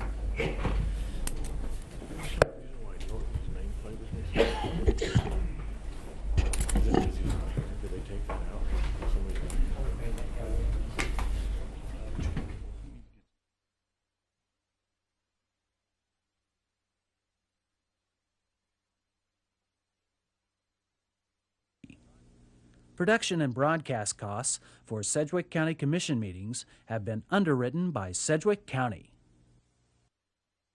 KPTS welcomes comments from the public on its broadcast of the County Commission hearings. Viewers are invited to write to County Commission Broadcast, KPTS 320 West 21st Street, Wichita, Kansas 67203.